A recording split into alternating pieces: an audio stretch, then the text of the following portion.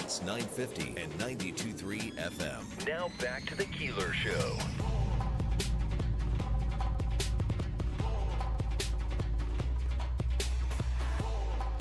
Good morning. It is First News Keeler in the morning on WIBX 950 AM 92.3 FM.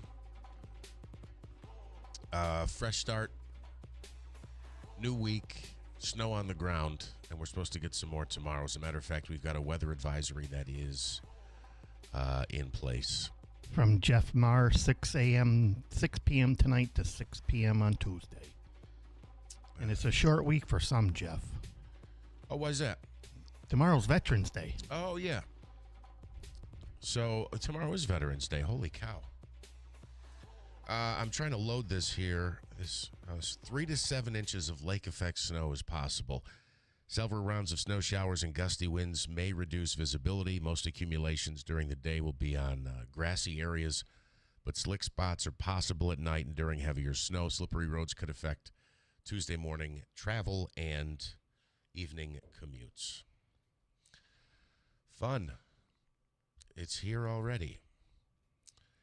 So, again, that's a winter weather advisory that includes Utica, Boonville, Rome, of course, Syracuse area, Herkimer area. 6 o'clock tomorrow through 6 o'clock on Tuesday. 6 today.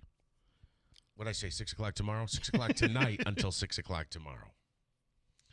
So, I guess in the northern country as well, they're looking at maybe 9-10 inches of snow. Camden, Boonville area. Oh, boy, I can't believe it's coming in swinging already. Although this guy will be happy to see that that's happening because he loves to go snowmobiling. If you love to go snowblowing, you can do my driveway anytime you want to. But, I love that, too. Good morning. Good morning. How are you? A little traffic on River Road. I had to pass a few cars, but we're all right. Big Joe Load is sitting in. Are you excited about the snow? Well, yeah. I mean, I woke up this morning, there was snow at the yard, just on the grass, though. And the barbecue grill cover. Yeah. I had a little bit on the car. Yeah, but not bad. I'm ready for winter, Yeah. And we probably won't get a lot of snow this year because I bought a $50,000 tractor. Is that right? Yeah. I hope you're right about that, by the way. It's the way it works. The year I bought my snowmobile, didn't snow. Last year it did. I got a few miles on it last year. We'll see what happens this year. I don't know. I'm sure you did last year. Last year was a good year. So I can actually ride my snowmobile from Remsen to Lee Center to work. Trail goes right there behind Stewart's. Yeah, there's enough trails out there where you can get all over the place with those things. Elsewhere in the national news, looks like they're close to striking a deal. We'll talk with Ryan Schmelz from Fox News coming up in just a few minutes. Next, that's with the shutdown? Yeah. Oh, good. Yeah. I'll be happy when it's over for people that, need it. Yeah, It doesn't affect me, but for people that it affects, I'd be happy when it's over. Absolutely. And I guess there was this weekend now, people were trying to use their cards, right? And their accounts said that there was a balance or that there was money in the account, but it was pending. So, they couldn't access it immediately. I don't know if that was resolved. That was the story as of Saturday. We can fix all this, Just go back to canning. Canning? Sure. Yeah, it's the old way. That's what our grandparents did, our great-grandparents did. They canned. So you have you have a little garden in the summer. You save your vegetables. You put them in cans. You can them. Yeah, look, they're jars, mason jars, but it's the old way. They don't want you to do that because then you're relying on the government for food. Continue. I want to see how far we're going on this. No, I'm just saying. As a quote unquote prepper or to be prepared, because I was a scout, you want to try to be prepared for everything. What do I mean by that? Should have a generator. God forbid that the power goes out. You need heat, you need electricity, you need a generator. I have a wood stove, so I fall under that. I don't care because I have a wood stove and I just burn some wood. That's what heats the house, Yeah. So I have food. I have backup supply of food. Like prepper food? Sure do. Yeah. 25-year shelf life, baby. So you can't be too sure. You don't know. We're going to start here this morning, but let's start here. So, okay, I got to know more about this because you hear people talking about this. let's say for some reason something devastating happened and you could not go to the grocery store. Right. And your grocery stores were not open and the gas stations were not open and they were not going to be restocking. We're talking a catastrophic event. Sure. How much food do you think you have to live off? Like you could get through for 4 days, you could get through for 4 months. Year. That's wow, really? Yeah. You have to little by And little. that's one kit, or that's you bought multiple kits? No, there's multiple kits. You could buy. So I go through 4 Patriots, and they're out of Utah. So you could buy 72-hour kits. You could buy 2-week kits. You could buy a month, 6 months, a year, 2 years. Buy all kinds of kits, and it comes with meat in a can. So there's sustainable protein. There's like little protein cakes that you can get. There's all kinds of. Did you sample it already? Yeah, it's good. Yeah, you like the it? Alfredo's great. Are you serious? Yeah, swear to God. Rice. How can you go wrong with rice? Rice is sustainable. You make sure you have rice. So you ordered this. You got a 1-year supply? Yeah, over the years I've been regenerating and adding to the stockpile. Let's say. Gotcha. Okay. You gotta have it. And you put in there like I want salmon. I want canned salmon. Well, you can get canned chicken, canned beef. You can get fruits. You can get vegetables, obviously, and it's freeze dried stuff. And it's like a menu. You order what you like. You're like, yeah, I like chicken and ravioli. Yeah, so you can order that. Yeah, I prefer sausage over bacon. They and have stuff like that. They have power generators, solar power generators that are really good. They have water filtration systems that are really good. I'm 100% with you on the generator. Everybody should have a generator. And especially this part of the country. Yeah, it doesn't even matter. I mean, look at flood cases, hurricane cases. You need a generator. Yeah, absolutely. You got to keep your food that's in the fridge or the freezer, good. So, and do you have like a plan? You like? Yeah, I have a plan.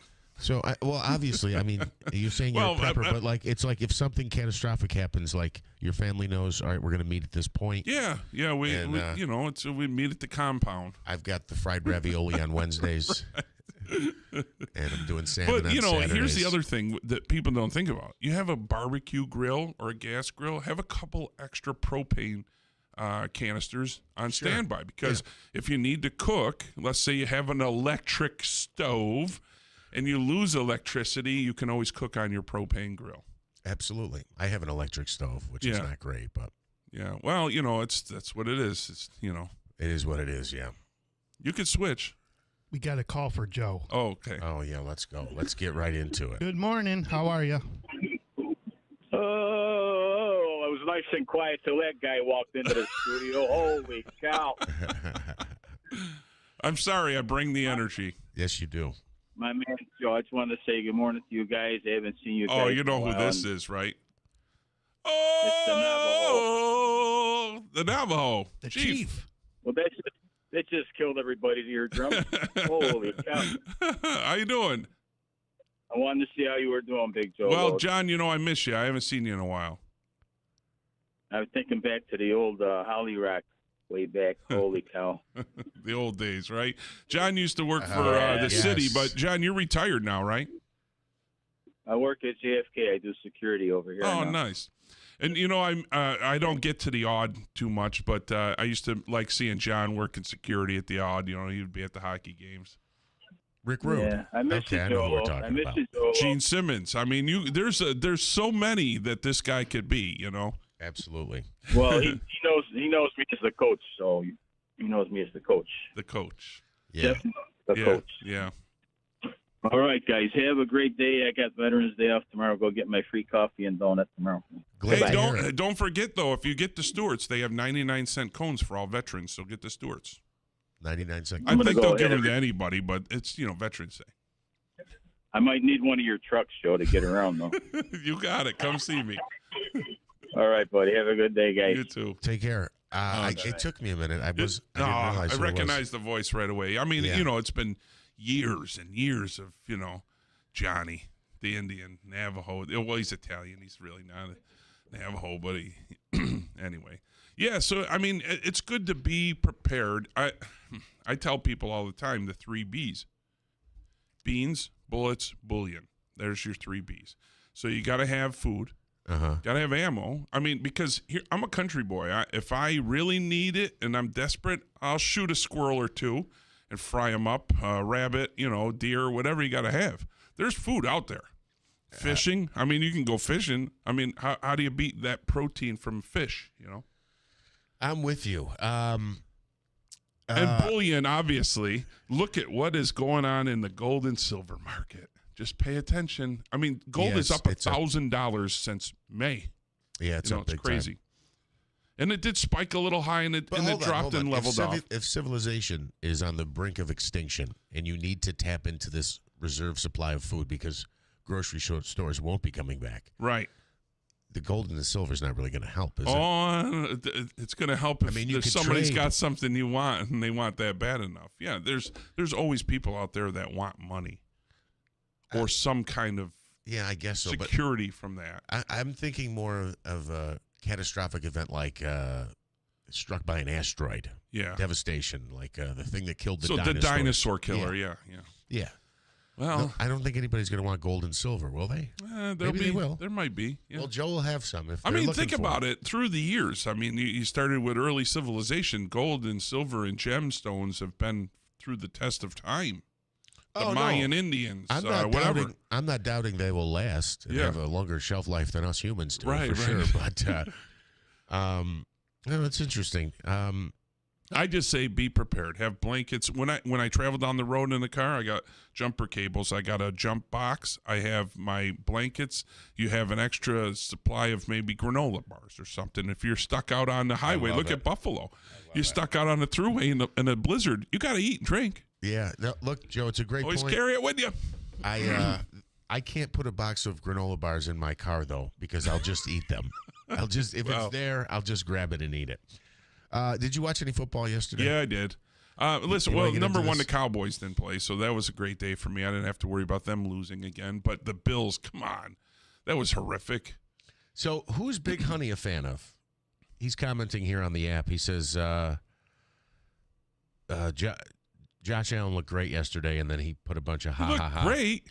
No, he's being sarcastic. Okay, yeah, because that one, I mean, I get that you want to try to make something out of a play, but then to cough it up, and then they score right after that. I mean, I don't know. It didn't look like they were anywhere remotely even close to being in the game.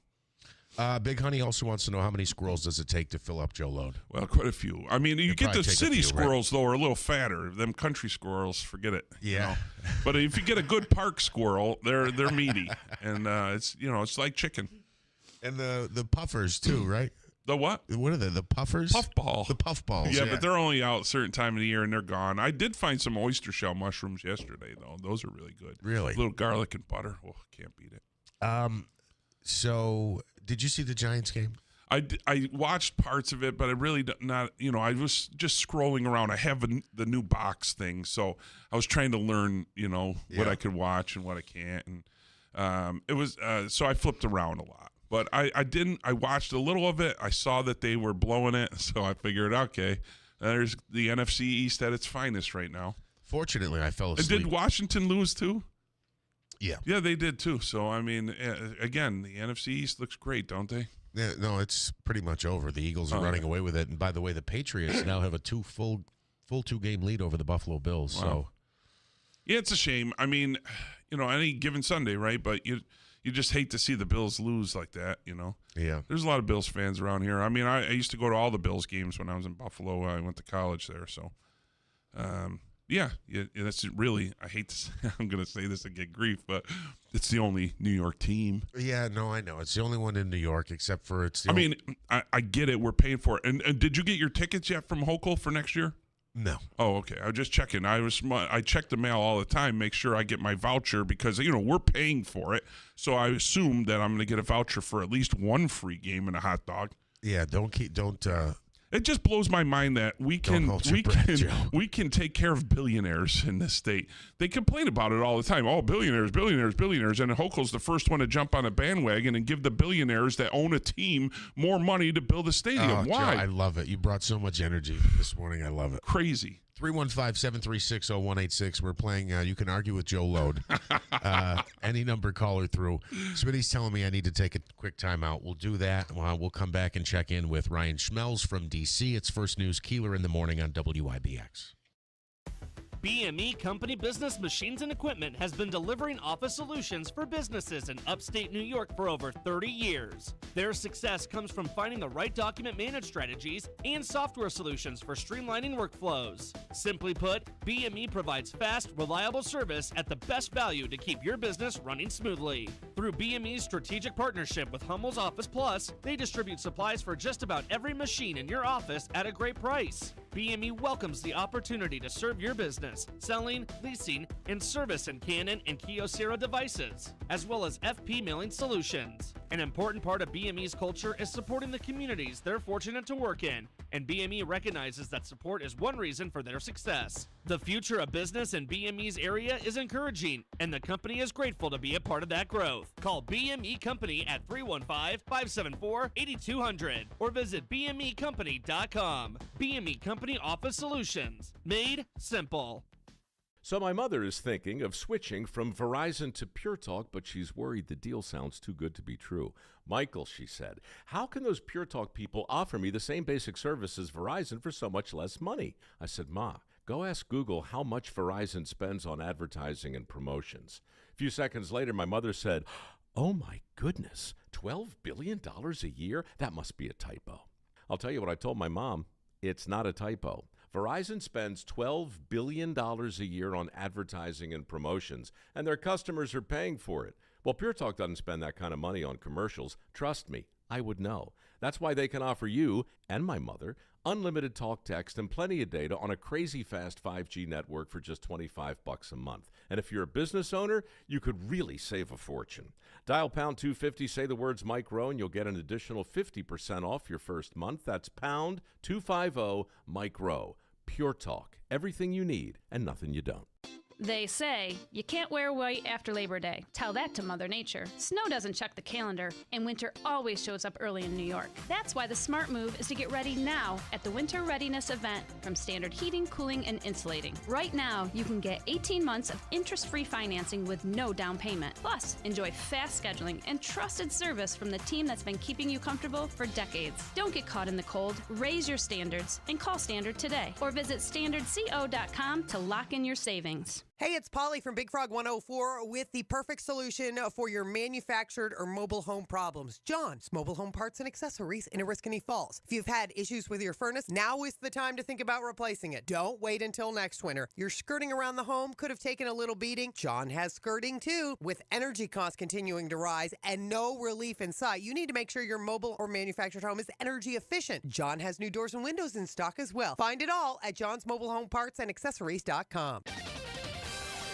A winter weather advisory will be in effect from 6 this evening until 6 p.m. Tuesday for Madison, Oneida, and Lewis counties with the potential for 3 to 4 inches of snow, some spots as much as 7 inches. Today, scattered snow showers with a high of 36. Snow increases overnight down to 25, and more snow for Veterans Day with a high in the mid-30s. I'm Jeff Marr at the Weather Channel on WIBX 950 AM and 92.3 FM.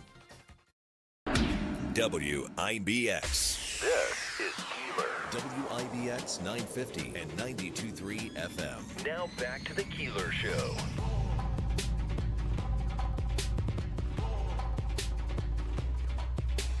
All right. WIBX 950 AM, 92.3 FM. It is First News Keeler in the morning. Jeff Manaski and Joe Load in here this morning. I was just thinking, you really don't need a prep service. We've got all the prep we need right here. Well, we do. I just didn't want to overlook something. Like today might be Prepper Day, National Prepper Day or something like that. Obviously, tomorrow coming up is Veterans Day, so we want to, in advance, wish all of our veterans happy Veterans Day and thank them for their sacrifice to this country. What do you think of the political struggle that's going on, and do you think they're going to reach a deal? Well, I hope they're going to reach a deal. I mean, it sucks that anybody that has to work for free, that sucks. I mean, basically, that's what an intern is, though, right? When I first started working radio, it was you worked for free. That sucks. I get it. But, you know, for somebody that's an air traffic controller that's in charge of safety in the air, to say that I just don't understand is because that's typically a government job. Why can't we make that a private sector job? You know what I mean? Yeah. Why can't a business own, the Chicago air, traffic and have a private entity run it? I don't know the answer to that, but I do think it's bizarre that lawmakers, politicians still get paid. I don't think their staff does. Isn't that great, though? I work for the guy. He won't cast a vote the right way to get this thing open, but he gets paid and I don't. Yeah, I would have a problem with that, too. Yeah, it's and military not getting I also paid. have a problem, and I might as well say it since we're talking politics here. Yeah. I have a problem with term limits. There needs to be term limits. I mean, okay, so we just announced the other day the glorious retirement of Nancy Pelosi, finally, right? She's only a dinosaur in her own right and a billionaire, right? Isn't she currently? I mean, can we Google that? How much her net worth is? And then how much does she make doing that job per year? So you tell me, where did the rest of the money come from? Well, she's whose pockets? The insider trading with her is the insider trading. I know somebody else I think that's involved in insider trading with National Grid, I think, in New York State, but we won't get into that. How is it that my National Grid bill is $71? I used $71 worth of electric this month, okay? Yeah. $115 to get it to me. Why? Wow. The wires are there, right? Yeah. Well, so I only used $71. And I was told that she okayed increases in the National Grid bills. 20-something% or I think it's the Public Service Commission that does that. Yeah, well, the Public Service Commission's in bed with them then. So, okay, hold on, Joe. I don't want to make it sound like you're going to put me in a position where it sounds like I'm advocating for price increases. Right. And you are correct that their infrastructure is I just want to know why I'm paying more for it or more to get it to me than I am using. That does not make sense in anybody's book. Yeah, I understand what you're saying. That's why. So we talked about this a little bit a couple weeks ago with, remember with the whole thing about changing your light bulbs? Like if you used to use 60 watts, you buy the new ones. I think they're 6 LED. Or 8. Yeah, and they're 8 everything's watts, LED now. but they're equivalent to like a 60, and they have. So it reminds me of when Obama was saying, to save on gas, make sure your tires are inflated. It can make your vehicle more fuel efficient, correct? But not to the point where you go, wow, I was going to fill up on Friday, but my tank lasted me till Sunday because I made sure my tires were filled up. And it's the same thing when, again, use less energy. It will be cheaper. It'll be financially better for you. That's what I'm saying. But I think people sometimes get caught up and they think if they change all new light bulbs or if they have an energy-efficient refrigerator or washing machine that they're going to pick up their bill and go, did you see how much our bill is down? Because, first of all, you pay a premium for the – I wish I brought my bill in. I almost brought mine, too. I almost brought mine. But the idea of paying more for a delivery fee than I'm using. Well, but that gets to the linemen and everything else that they have benefits and they have essentially their costs keep going up. So they raise everybody else's costs. Interesting. Well, you know what I mean. I get it. I get it, but I don't get it. I got a phone call from them the other day that told me, the woman told me if I don't get a smart meter, because I opted out of a smart meter. Yeah. If I don't get a smart meter, it's $70 up front and then an additional $15 a month to not have a smart meter. Some people have been complaining about these smart meters, by the way. We had the guy on from National Grid who joined us, and he said they're possibly better at detecting energy use because some people were saying their bills were going up, and it was saying that they were using more than they typically had. So are you going forward with this? You're going to pay the $70? Oh, I'm not getting a smart meter, no. So you're going to have to pay them apparently until I get solar panels put on my roof, and then I'll be officially off the grid. Well, it takes some time, though, doesn't it? It does, but we're going to get a battery cell bank in my pole barn, and we're going to put some panels up, and I'm going to be off the grid. Off the grid. Well, on the grid this morning is Ryan Schmelz from Fox News Radio with the latest on the ongoing government shutdown, the longest in U.S. history. Good morning, Ryan. How are you? Yeah, I'm doing good. I've been off the grid too, though. So, yeah, I'm back. Jesse Ventura, I'm off the grid. I always think of Jesse Ventura when I hear off the grid. Are they close to a deal? And what was the hurdle that they overcame yesterday? Yeah, they went through with a procedural hurdle, invoking cloture, as they call it. This is the government funding measure that would reopen the government, funded until late January. You had 8 Democrats voting with all but 1 Senate Republican, which is the exact number that they needed to break the filibuster. So now it looks like the Senate is on track to pass this thing before the end of the week's over. And they're going to vote later today? Either today or tomorrow. We don't know. We don't have a time yet. Who's the one Republican senator holding out? Rand Paul. Oh, of Rand course. Paul. Yeah. He's got issues. Rand Paul. And has there been any discussions about, the whole thing that caused this? The reason Democrats wouldn't vote for it was the health care issue and the doubling of premiums. Has that advanced anywhere? Well, part of the deal is that there is a guarantee on a vote on that in December at some point. Democrats see that as a win. Other Democrats voted no against this because it wasn't really a guarantee that this ultimately is going to pass. It would need to pass the Senate and then pass the House at some point. So, between now and then, I think the thought is that Democrats are going to have to work on something that could actually pass both chambers and give Republicans a deal that they actually want. But we all know what that's going to look like between now and then. And who okayed this? Who's pulling the strings for the Democrats? Schumer, AOC, Nancy? I know she just announced she's retiring. It was a bipartisan negotiation that was going on between some of the centrist Democrats who ultimately voted yes on this. Chuck Schumer's already on the hot seat now. I mean, the things I've heard said about him between last night and today, it's pretty intense. Ro Khanna from California has already called for him to be removed. I had someone text me yesterday that he needs to effing go. So, yeah, the Chuck Schumer's, even though he didn't vote for this thing, he's definitely taking some heat for it. He's taking some heat for coming up with it, for being part of the deal, even though he didn't vote for it. I don't get it. Correct. Yes. I don't get it. No, he needs to go anyway. Ryan, thank you as always. We'll talk to you again tomorrow. It sounds good, buddy. Thank you. Ryan Schmelz from Fox News Radio. Don't tell me you're a Schumer fan. No, I'm not saying. Well, I'm not saying I am or I'm not. I'm just saying I find it interesting that he's catching heat for this when he didn't vote to support it, and I don't know that he's more than likely his own party thinks he's not strong enough, or he isn't on the same page of most of his party, right. Which the Democratic Party has changed face quite a bit in the last year. So they're absolutely. way over there, and he might not be as far over there, but he's not close enough to them, so of course they want him out.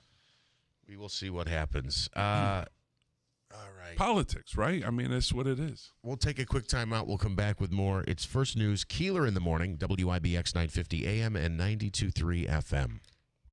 Are you making these 2 deadly mistakes with your emergency food supply? The first mistake is not having an emergency food supply to begin with. The second mistake is buying an emergency food supply, but not having a way to cook the meals in an emergency. That's why My Patriot Supply created the Black Friday Survival Special. It comes with the 4-week food supply, plus $150 worth of free gifts, including everything you need to prepare your emergency meals, like a cook stove, fuel, fire starters, plus a water purifier, bug out bag, and more. It's the complete survival kit your family needs to ride out natural disasters, civil unrest, or worse. Plus, it makes a great Christmas gift, but it's only available through Black Friday. So head over to mypatriotsupply.com to check out everything that's included. With all the uncertainty in the world, disaster preparedness is more important than ever. Go to mypatriotsupply.com and get prepared today. That's mypatriotsupply.com. In a world that often feels divided, we choose Christ, compassion, community. At the Good News Foundation, faith is more than belief.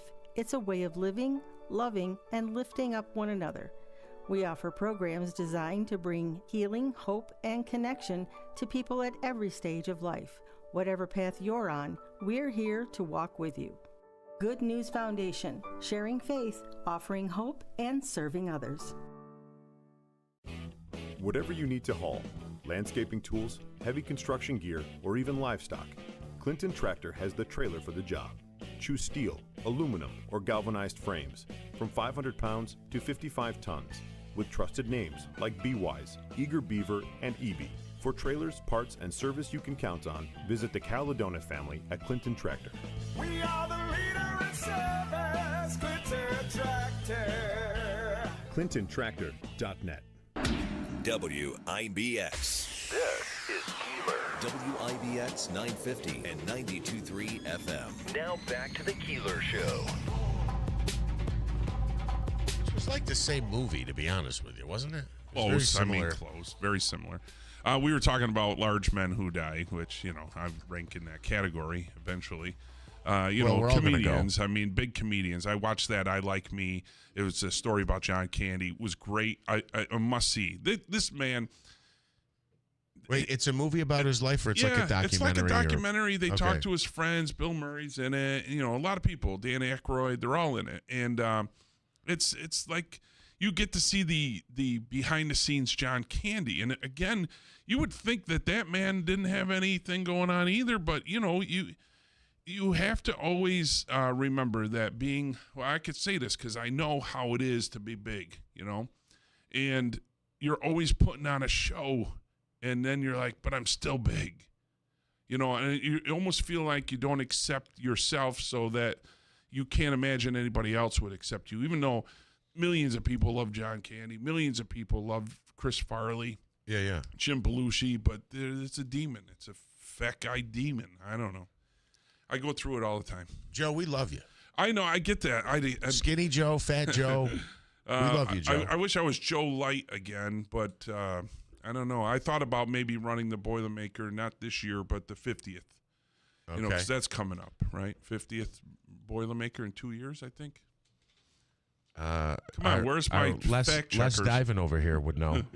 I think it's in 2 years. 2 years. Yeah, not this coming year, but the following year would be the 50th of the Boilermaker. If I'm not mistaken, if somebody knows, maybe they know. So I thought about maybe trying to train and run that again, because it was pretty much a highlight of my life to be able to run the Boilermaker after DJing it for like 22 years, I used to stand there in the morning and watch these people run by while I'm eating a sausage and pepper sandwich and chugging down an ice cold Utica Club, and my father would bring little cheesecake cups, and I would just eat and watch people run by, and then to run it was a whole new experience, I'm checking for. Well, I know two people close to me that are going to be running the Boilermaker this year for next year. They both signed up. You know who both they are. Oh, who's Matt? Matt, my sister. Oh, they are? Good. Yes. That's good. Yes. So last segment, you asked me what Nancy Pelosi's worth was. Yeah, and I have an estimate here. Good. Here we go. It's between $120 million and $200 million. Right. And how much does that job pay a year? $174,000. Okay, so divide that, whatever you said she's worth, by the amount of years that she's been in. Does that factor out or no? No, it doesn't. Not even close. Her and her husband have made an insane amount of money on the stock market.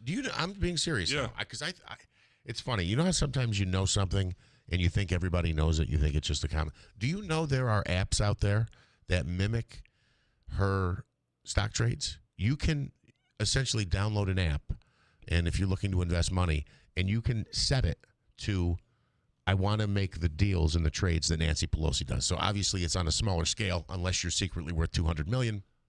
Really? So you can? Yes, it mimics my God. Her when she buys something, your portfolio, it buys it. Really? When she sells something, you then sell it. Yeah.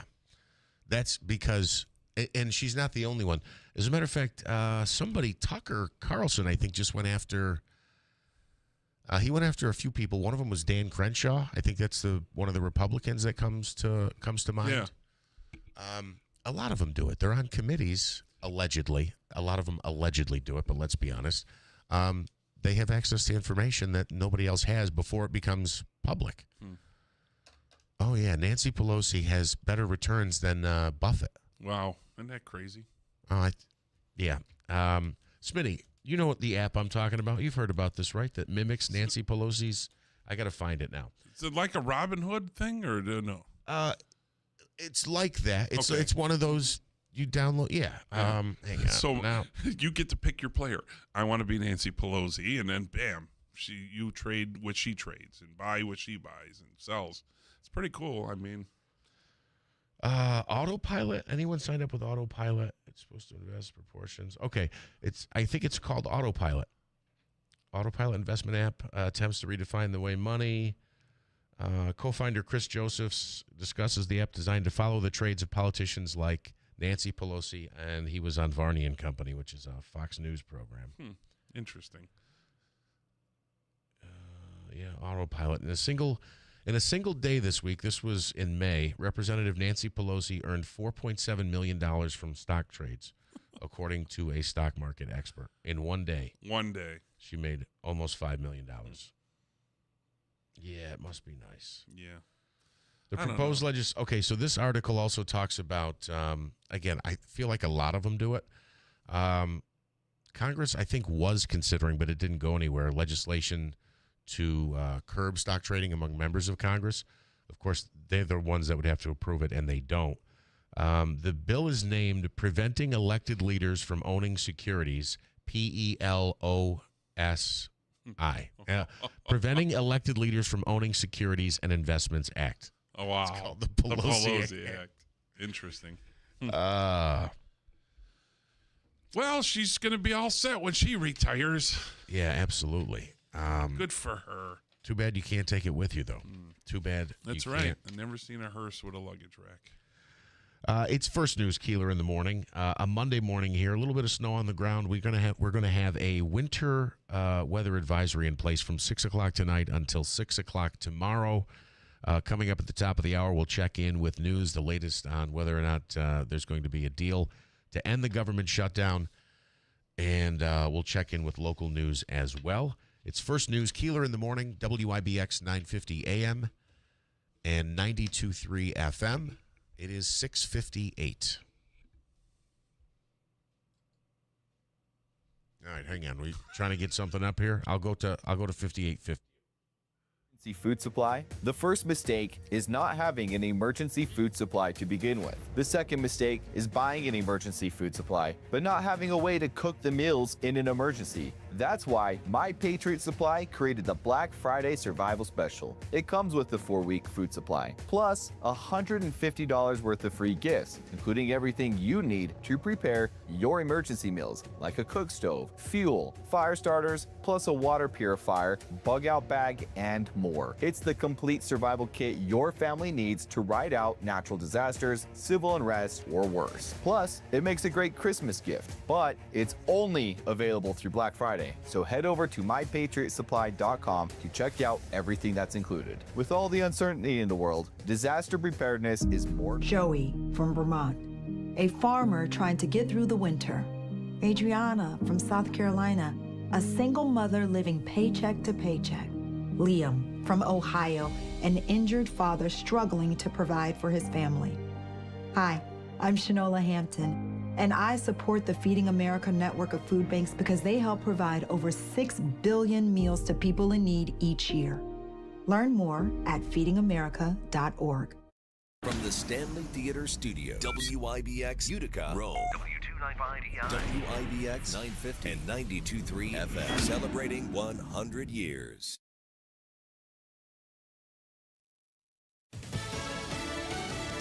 The government may reopen this week. I'm Dave Anthony, Fox News. The stalemate over funding is ending. 3/5 of the Senate duly chosen and sworn, having voted in the affirmative. The motion upon reconsideration is agreed to. That late-night vote breaks the filibuster to set up votes later in the Senate, then House. Republican Senator John Barrasso just told Fox. This all started with Democrat blackmail. Republicans kept voting to open the government with no strings attached. The Democrats continued to vote to keep the government closed unless we paid ransom. And as a result, there was massive suffering across the country. 8 Democrats sided with GOP senators to end the standoff, including Jeanne Shaheen. Not all of my Democratic colleagues are satisfied with this agreement. But waiting another week or another month wouldn't deliver a better outcome. The package will fund the government through the end of January, but in a major blow to progressives, it does not include a deal on Obamacare subsidies. It merely guarantees a vote on the tax credits at a future date. Still, the Dems who did vote for the bill say they were able to extract enough concessions to get them to cross party lines, like reversing the firings of furloughed workers. That's Fox's Madeline Rivera. Those Obamacare tax credits expire at the end of the year. As the shutdown continues and air traffic controllers keep working without pay, there are nearly 1,500 flights canceled and 1,000 delayed. There are some by bad weather as heavy snow falls from the Chicago area to northern Michigan. President Trump's issued more pardons related to the 2020 election that he lost. Months after giving reprieves to hundreds of supporters convicted in the January 6th Capitol riot, there are 77 new ones announced last night, including Rudy Giuliani, Mark Meadows, John Eastman, and Sidney Powell. President Trump writing in his proclamation that it did not include himself. Critics had accused those now pardoned of plotting to overturn the 2020 election by submitting names of alternate electors. That's Fox's Sue Guzman. America's listening to Fox News. The holidays mean more travel, more shopping, more time online, and more personal info in more places that could expose you more to identity theft. But LifeLock monitors millions of data points per second. If your identity is stolen, our US-based restoration specialists will fix it, guaranteed, or your money back. Don't face drained accounts, fraudulent loans, or financial losses alone. Get more holiday fun and less holiday worry with LifeLock. Save up to 40% your first year with promo code NEWS. Visit lifelock.com. Terms apply.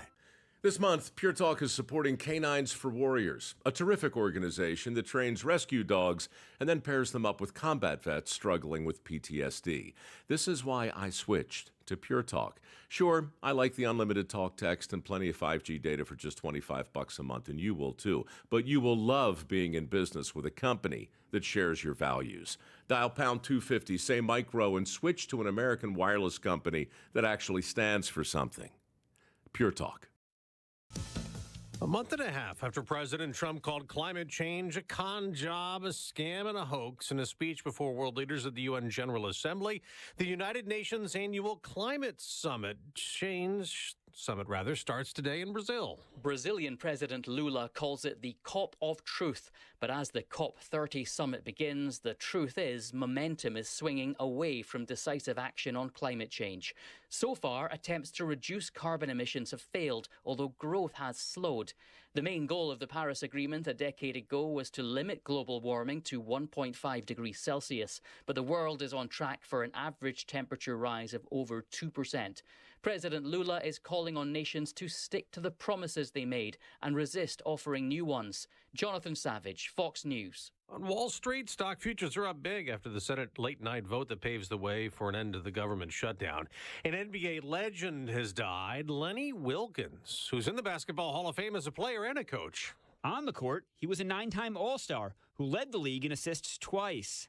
On the sideline, he led the Seattle Supersonics to the 1979 NBA title, was named Coach of the Year in 1994, and has the third most wins in NBA history, while also coaching the 1996 Olympic team to a gold medal. Wilkins was 88. Greg Thompson, Fox News. Former NFL Commissioner Paul Tagliabue has also died at the age of 84. He led the league from 1989 to 2006. On Sunday Night Football, the Steelers got charged. Herbert inside, touchdown McConkey! Justin Herbert threw 2 TD passes to lead Los Angeles past Pittsburgh 25-10 on NBC. LA's other team, the Rams, beat San Francisco 42-26 for a fourth straight win.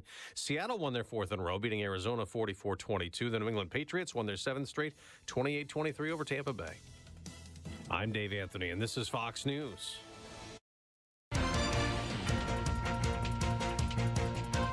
Mostly cloudy skies, 33 degrees. Good morning, I'm Jeff Manaski. WIBX 950 AM, 92.3 FM news time is 7:05. This news update is brought to you by the new destination Kia of Utica on Commercial Drive in Yorkville. An investigation continuing after a missing person was found dead in Morris this weekend. Police say the victim, who is from Morris, was discovered on Saturday along County Route 49. Police have not released the victim's name or a possible cause of death. Meanwhile, an off-duty security officer from Onondaga Community College recovering after being shot outside of a Syracuse bar. Police say that officer was shot in the leg early yesterday morning outside of McAven's Pub on Fayette Street. Police have not released details as to what led up to the shooting. They also say no arrests have been made. Pockets of New York, including Albany, held demonstrations over the weekend. One was held at in Albany Park. Dozens gathered at Townsend Park for the Fight Back, Hands Off Our Food Stamps rally. Organizers say the protest was aimed at bringing awareness to those who are still waiting for their benefits. A food drive was also held during that rally. In Target, have you heard about this? Did you hear me mention this last hour? Well, the Target thing, about being a little bit more happy when you go in there. Well, Target's rolling out new rules for employees requiring them to smile, make eye contact, and engage with customers within 10 feet. Staff must also offer help or make small talk as shoppers get closer. The move comes as the retailer works to boost sales and plans store remodels and upgrades. This reminds me of the Seinfeld episode where if you don't get greeted with a hello, you get $100 or something. Oh. And he walks in and the guy says, hey. And he goes, well, you didn't say hello. And it's like, well, it's a greeting. Right, it's a greeting. So, I think most retailers should train people to engage. The problem with this is I think if they're hiring youthful people, this is where I was they going. don't engage because they're not on their phone. They'll engage. They'll text you hello at the door if they knew your number, but they wouldn't say hello to you because they don't know how to communicate with a real person. And the eye contact is another thing, too. Yeah, why do you have your head down? You're supposed to look me in the eye, shake my hand, and greet me like a man. It's a different world today, Joe. Boy, is it. That's why I like my commune up there in the North Country. It's going to look like a different world, too. Expecting some snow showers this evening and overnight. Some accumulating snow. A look at your forecast, and it comes to you from Clinton Tractor, the leader in service. Visit them online at clintontractor.net. A winter weather advisory will be in effect from 6 this evening until 6 p.m. Tuesday for Madison, Oneida, and Lewis counties with the potential for 3 to 4 inches of snow, some spots as much as 7 inches. Today, scattered snow showers with a high of 36. Snow increases overnight down to 25, and more snow for Veterans Day with a high in the mid-30s. I'm Jeff Marr at the Weather Channel on WIBX 950 AM and 92.3 FM. Some cloudy skies, 33 degrees at 7:08. All right, from the IBEW 43 local sports desk, the Giants lose again. The Buffalo Bills come up short against the Miami Dolphins. We'll begin there. Smitty, go ahead. It's the Kansas City Chiefs hangover. They look terrible. The offense played terrible. It's just a disaster. That's all I'm going to say. So the Bills now fall a full 2 games behind the New England Patriots in the AFC East. And I was a Tampa Bay Bucks fan yesterday too, because I was rooting for the Tampa Bay Bucks to beat the New England Patriots. Unfortunately, that didn't come into fruition, and the Bills played Tampa Bay this weekend in Buffalo. The Giants blew another fourth quarter lead. It's ridiculous. The final 24-20 as the Bears rally for the victory. Even worse news, Jackson Dart ran for a couple of touchdowns, had to leave the game running into the locker room in the fourth quarter as there was concern that he may have suffered a concussion. It's the 4th time this season that he's been examined and put under the concussion protocol. I would think his offensive line needs to step up. Yeah, but again, this was a situation where he was scrambling. He was running. Yeah, okay. Then maybe he needs to stop scrambling. He's not Josh Allen. Yeah. He's not built like that. He shouldn't try to be Josh Allen. It's not a good thing. So the Giants without Scatterboo, without Neighbors, and I'm not positive as to how much they want to push Jackson Dart now because obviously this season is over. I even heard somebody yesterday talking about putting Jameis Winston in and just kind of letting him take the reins. Wilson looked terrible yesterday. Russ. Let Russ cook. No thanks. Let's see. The Jets got their second win, 27-20, as they beat the Browns at MetLife Stadium. Isaiah Williams scored on a 74-yard punt return. In the NBA, the Knicks are still perfect at home. They blew out the Nets last night, 134-98 at MSG. Karl Anthony Towns, 28 points. The Knicks are 6-3. Brooklyn falls to 1-9 on the season. Syracuse was crushed by Miami 38-10. The basketball team did pick up a victory, though. Yeah, they played Delaware State. They play Drexel on Saturday. The Utica Pioneers men's hockey team is off to a really tough start. Obviously, they played Adrian the first weekend, and now the rematch of the D3 National Championship from last year. Hobart won both ends, 6-5 on Thursday, and then at home they topped Utica 2-1. So the Pioneers now 0-4 to start the season. Coach Heenan did say, they had a really tough schedule to start, and that could go good or bad. So yeah, I think they'll bounce back. They have a strong team, and coaches he'll get them there. Yeah, absolutely. They'll bounce back. I'm sure they will bounce back. I have faith in the Pioneers. When you're playing top 10 ranked teams, though, to open the season, it is tough if you don't get those wins. And as a team, you grow throughout the season, and you get stronger and better, and you can play together better. So it's tough when you play tough teams in the beginning. So I give them credit. They'll be fine. They'll bounce back. It'll make them into the team they're going to be by the end of the season. What else did I want to mention here? Oh, Paul Tagliabue, the former NFL commissioner, passed away. President Trump took in NFL Sunday. He arrived at Northwest Stadium in Maryland on Sunday to watch the Commanders take on the Lions. As part of the NFL salute to service honoring military veterans, Trump read an oath for members of the military to recite as part of their on-field ceremony during a break in the game, along with sitting in the announcer's booth during the third quarter. I did see a couple of highlights of that. They didn't stop the game, though, for this, did they? I don't know. Did they? You mean the ceremony? Yeah. He did it during halftime. Okay, during halftime. Okay. And then he joined Fox. I saw him in the booth. He looked pretty comfortable in the booth. Yeah, they showed him a picture when he was playing football for the New York Military Academy back in 1954. He was a tight end. Who? Trump. Are you serious? Yeah. That's great. And, of course, Lenny Wilkens, the legendary NBA coach, passed away over the weekend. Yeah, that was sad. All right. It's First News Keeler in the morning, 7:13. A busy hour coming up. We'll talk with a member-elect of the Utica Common Council, Heather Wazlewski. Coming up next hour, we'll be joined by Utica Mayor Mike Galimi. Go ahead and say it. No. Not Mayor Gleam. That's what.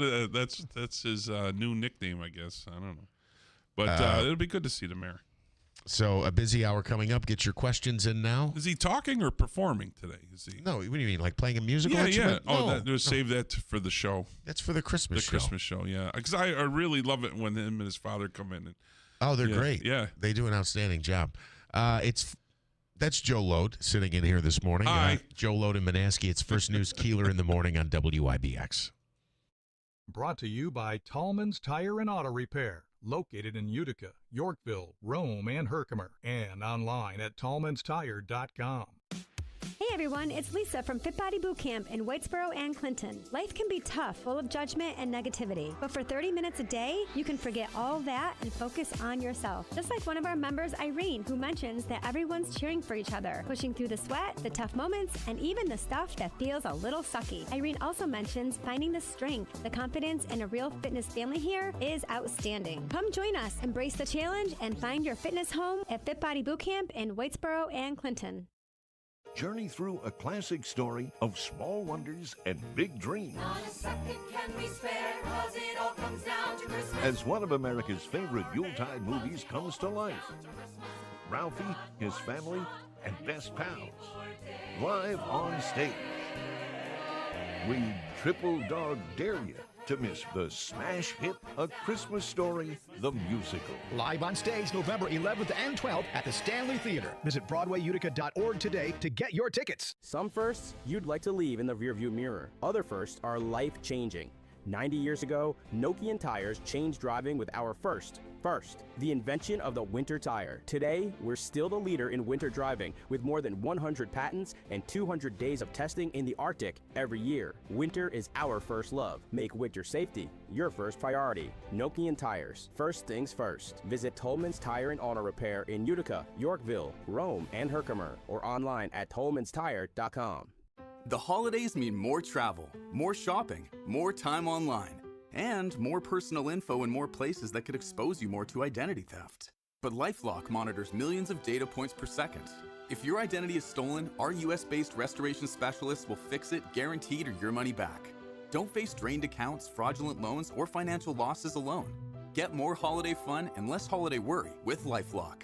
Save up to 40% your first year with promo code NEWS. Visit lifelock.com. Terms apply.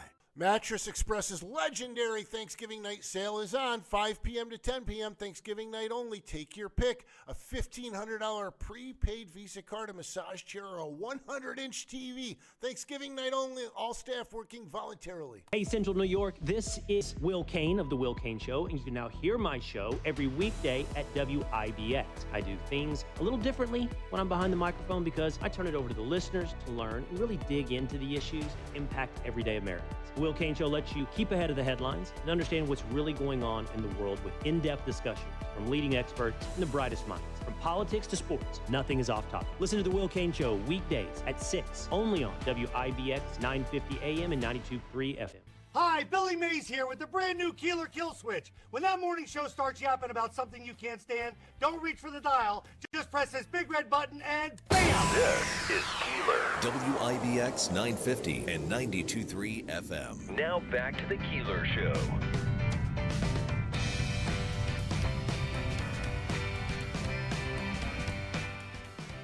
All right, it is First News Keeler in the morning on WIBX, a Monday morning, a day ahead of Veterans Day. Today is November 10th, and we do have a snowstorm on the way, allegedly. You know, that windstorm we were supposed to get last week never seemed to... Never happened. Never seemed to... Were they way off? They must have been way off on that one. So I think this is... I got, advisories on my phone. I got messages from National Grid. Yeah. I got all kinds of things, and I was waiting for the wind. And it was about 9:30, and I was like, oh, maybe it's a little late. 10 o'clock came, it was a little like a breeze. And I was like, man, I feel like I'm on the beach or something with the breeze blowing through my hair and nothing. No wind. Oh, I don't have hair. I know, Davey. I think this speaks to how difficult it is to forecast the weather because they all get it wrong. You know what I mean? All the time. The time. It's one of those jobs that no matter what, you just say, there's just a possibility of some wind or possibility of rain. Everything's a possibility. What do they say? There's only two professions you can be wrong more than half the time and still keep your job. Well, the meteorologist, and what's the other one? Amateur baseball umpires. Oh, God. I'm kidding. Oh, God. I'm one, so I guess I can make fun of us all. You can make fun of yourself? Yeah. We do have a winter weather advisory that kicks in tonight at 6 o'clock. This is for our listening area, of course. 6 o'clock tonight until 6 o'clock tomorrow night. 3 to 7 inches of lake effect snow possible. Several rounds of snow showers, gusty winds. Most accumulations will be in grassy areas, but slick spots are possible on the roadways. 3 to 7 is no joke, though. Where's that going to be? Tug Hill somewhere? No, I think that's us. That's Southern Oneida. Oh, really? Yeah, Southern. So we're not going to get it up north then? Oneida, Rome, Hamilton. No, I think further up north, you're looking at maybe 5 to 9. Wow. Interesting. Yeah. I might have to shovel. Let's see here. Because I won't bring out the snowblower for that. Tomorrow's high 35. You won't bring out for 5 inches? No. How big is your driveway? It's like 1.5 miles. And you're going to do it by hand? Half a mile. I mean, it's the road. We live on a private road. We don't. That's what I'm saying. Where I live, it's a private road. They don't maintain it. Right. My next door neighbor built the road. We maintain it. We snow blow it. We do all that. Yeah. And then this way, nobody can come down our road. Well, they can. They can, but if they're not welcome. Yeah. So how? So you're not going to use this new machine you bought? What are you laughing at? I will, but it's got a 68-inch front snowblower with 32 horsepower tractor. There's no way I'm going to go out for like 3-4 inches of snow with that thing. I'll be shooting rocks, a football field away. I got to wait till there's some substantial snow, And then plus it's got a heated cab, Bluetooth stereo. It's nice, Yeah, that's cool. Yeah. You're looking forward to being out there all I day. am. You don't want to use it unless you're going to make a day trip out of it. I might even go to work for Remsen for free just to snow blow the roads around the area, With your own vehicle? Sure, why not? It's comfortable in there. That's hilarious, Joe. Oh, my gosh. You have funny. to, again, be prepared. That's all, Yeah, you got to be prepared. And I got a good deal on the tractor because they had a program going at the time, 10 years interest free. How can you beat it? Some bank out of Alabama. Thank you. They obviously give better rates at Alabama than they do around here. You are Doesn't funny. make sense, but I took advantage of it. I want to go back to this Target story here. We started talking about this. I don't know how you legislate this, though. I shouldn't say legislate, how you mandate this. I mean, you can... Well, I've worked for retailers since Montgomery Ward's, okay? Right. So, and all different retailers have, different procedures. When I worked for Raymore and Flanagan, for instance. Yeah. You had to stand at the top of the ramp. See, that used to be a UPS depot. Most people don't know it. That's why that big ramp there. And they used to pull the tractor trailers in the front lower part of the showroom to unload them. And that was a UPS depot. So you stand at the top of the ramp and you have to greet everybody. Hey, how are you today? Welcome to Raymore and Flanagan. How may I help you today? Oh, we're just looking. And they give you the Heisman, Yes. They give you that stiff arm. And they're Stand back. Hey, we're just looking. Hey, don't worry, because I'm not stalking you. I've been down that road. We don't want to do that anymore. We'd get a chuckle, and they'd go look. And then they'd say, hey, Joe, we're ready now. All right. So when do you think this changed? You're supposed to wander around, though, within 10 feet of them or something, and I would never stalk customers. What do you mean, as a salesperson? Yeah, you were supposed to keep them in eyesight. Okay. They wanted you to engage the customer, but that's uncomfortable. It is. It is. A lot of times when... Not saying anything bad about their policy or anything. I had a successful career there, but I did it. I made adjustments to the policy. I was very friendly. I was there if you needed me, but I wasn't going to stalk you. So I guess I don't understand why. It's not like, first of all, it's not like if you went to a supermarket or a gas station or something, you can just pocket items. You're not going to throw a recliner in your purse, right? No, but I have seen people run out of the store with an accessory or two. Really? Sure, like yeah. What? Oh, they used to have like little trinkets and statues and stuff, and I don't know if it was more or less as a dare, and it wasn't in the Utica store. It was when I was in Syracuse. They would try to run out of the store with like a lamp. Then I got tackled. No, I never tackled anybody there. Montgomery Ward's, I got to tackle people, but that just shows you the time progression. I remember one time. This couple had a baby carriage, and the security guard came to me, and he says, Joe, I need your help on this. Now, I sold TVs. I was always a big guy, so, of course, Joe, I need your help. So he says, looking through the little mirror, I'll be up there in the mirror window. You remember they used to have those little mirrors that you would see at the top of the store? Those were lookouts for the security guards. That's how they spotted shoplifters. They didn't have no cameras back then in Montgomery Ward's days. So he's up there, and I'm down towards the bottom. He goes, when they leave the store, I'll yell, and you go grab them, and I'll be right behind you. My buddy worked at the sneaker store that was just up past KB. So I don't know if you're familiar with Riverside Mall, and people that are would know. Yes, and I remember KB. Montgomery Ward's, you have KB Toy and Hobby. Then the sneaker store was right past it, kind of up the ramp. And Anderson Little, where I shopped for Husky clothes, was on the left. So he goes, they're leaving the store, get them.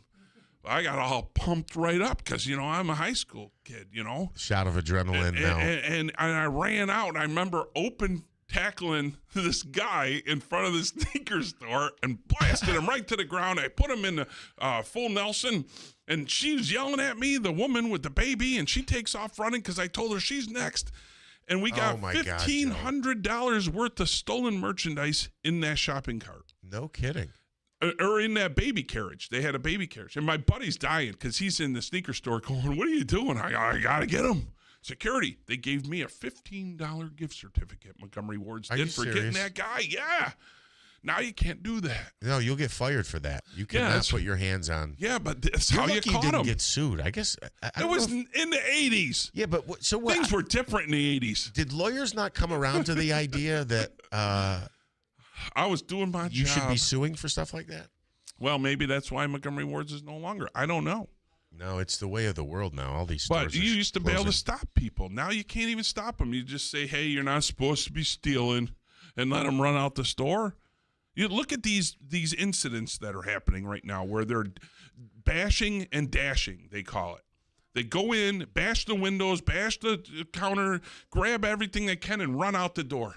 So what I noticed is, like, locally, I saw this, I guess, over the weekend. I stopped into Walmart. Everything's behind the glass and locked. Yeah. I mean, deodorant. Right. Well, shaving cream. Just for blades. men. See, this is still gray. I couldn't get to the case because it was locked up. I couldn't find somebody to unlock so I could get the dye for the. beard and mustache.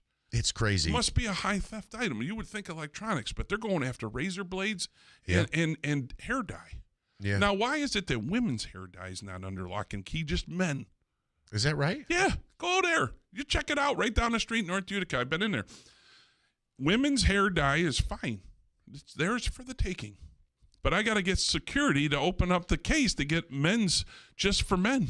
Are you serious? Swear to God. I wouldn't lie about this. It makes no sense. I had trauma over it. I might need to consult an attorney. I want to say there was even one aisle where there's shampoo behind it. Probably. It's probably Perel or something. One of them fancy ones. Oh, my goodness. Okay, so where we started with this was the younger generation and how the world has kind of changed here. Right, yeah. So not only when you go to these, department stores or these all-in-one stores now like a Walmart is, you have these simple everyday items that are behind glass, and you have to train your young staff to make eye contact, and to talk to people, smile, and say hello to customers. Yeah. You don't do that anymore. Oh, God, who's that now? Smitty, who's on? Stefan. Oh, God. Hey, Stefan, good morning. What's up, bud? Good morning. Hello, Jeff, Joe, and Davey. Hi, Stefan. How are you? I talk about Stefan a lot. Stefan is more famous than Stefan knows. He is. Well, there's a young kid that works at one of the gas stations here near me. He hardly ever smiles. Do you go up to him and say, hi, how are you? You having a good day? Yeah, I try to engage, and he doesn't talk too much either. Oh. This sounds like one of the stunts that Bill used to send him out on back in the day. Yeah. Go engage the department store staff and start asking them questions. Well, Stefan is really good at engaging people. When I'm out and sometimes in the public, and I could be like a football field away, and I'm hearing, well, hello, Joe. Yes, you can hear Stefan from about a half a mile away. So, Stefan, what's on your mind, bud? Also, I was at the New Hartford football game Friday night, and New Hartford beat Indian River 37-34 in the last minute of the game. Wow, that sounds exciting. Yeah, it was, and they are on the road to the Dome now to play Syracuse ITC. Awesome. What's that ITC? That's Institute of Technology, something like that. It's like one of them private schools or something. Oh, so that's pretty good. So New Hartford's doing well. Know. Oh, yep. Who else local? Because I don't follow it anymore. They're undefeated. So how's Frankfurt? I heard that they may have won, and they're heading. Smitty's got details on that. Yeah, Frankfurt is heading to the Dome at the JMA Wireless Dome to play for the 8-man. Oh, okay, yep. 8-man. Yeah, it's my hometown originally, Frankfurt. So Did you play football too? I threw the shop. I did play football my freshman year of high school. My freshman year had my coach was Hal Hefner, and we played my freshman year. I think we played. I want to say we played Kennedy that year and beat them from the Valley. That was pretty good. But I didn't play after that because the football coach that took over and I didn't get along. And I just decided that it would be better that I didn't play, which is a shame because given my size, I would have probably been, a hell of an offensive lineman or something. I would imagine you would clear a running lane like that new tractor you bought would clear out a. So I didn't do road. it. So I ended up doing, tracks. I threw the shot put. Yep. All right. It is Stefan. Thank you for the phone call.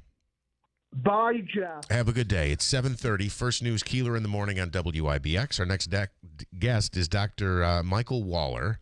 And, Joe, we're going to be talking about artificial intelligence. Good morning, Doc. How are you? Hi, Bill. This is actually Jeff. Bill is not in today. Okay. Well, good talking to you. It's good talking to you as well. So let's talk about artificial intelligence and what the concern is here, essentially that China would take over or have the edge when it comes to artificial intelligence? And why is this a bad thing? Well, they already do in some ways, but they have had a series of what they call 5-year plans to become world dominant in artificial intelligence. it's a really bad thing for us because that would mean that all the advances that we have made in technology and really all our walks of life would be subject to the Chinese Communist Party's rules. How so? If we invented it, are you talking about how artificial intelligence is regulated? Not just regulated, but the actual manufacturing standards, the industry standards, the supply of raw materials like rare earth minerals that already the Chinese government has said if American and foreign companies want to use our minerals in its technology, they have to do it according to our terms. And so we're already in that stage right now where we cannot even manufacture chips using Chinese origin rare earth elements without the party's permission. I hear this all the time about rare earth elements and stuff. What exactly is that? I mean, is it gold? Is it silver? Is it platinum? What is it? What is the rare earth minerals we're talking about? It's the minerals on the periodic table that you don't know what they do, like yttrium. They're not rare in the sense of being rare like gold, but they're common. They're just spread so thinly around the world. They're rare to find in mineable quantities that you can get. So China's been dominating that and cornering the market on most of it. And even in places where we have as much access as we want, we have to send those elements to China for refining. So we're really China's cornered the market on the very building blocks of the physical components of artificial intelligence technology. So, all right, what can the United States do? Is this something that would have to be done politically, or are you calling on innovators to take a stand? Well, both. The innovators they've been doing all the innovating. It's the government and red tape and bureaucracy and the courts that have held them back. So what President Trump did, one of his first acts as president this time, was to cut away a lot of that red tape, do everything possible to help the industry move forward. And then the White House came out with a plan in July to do this, and then boom, right ahead, the regulations and the red tape started coming down. Interesting. Okay, so and you've written a book called Code & Country: Securing America's AI Lead Before China Locks Down the Future. So what's the next step after this meeting that you talked about in July and the red tape? Where do we go from here? Well, right now it's a question of people say, well, let's have Congress do something. Let's let the courts decide. That's great if we were not in a race with our mortal foes on this.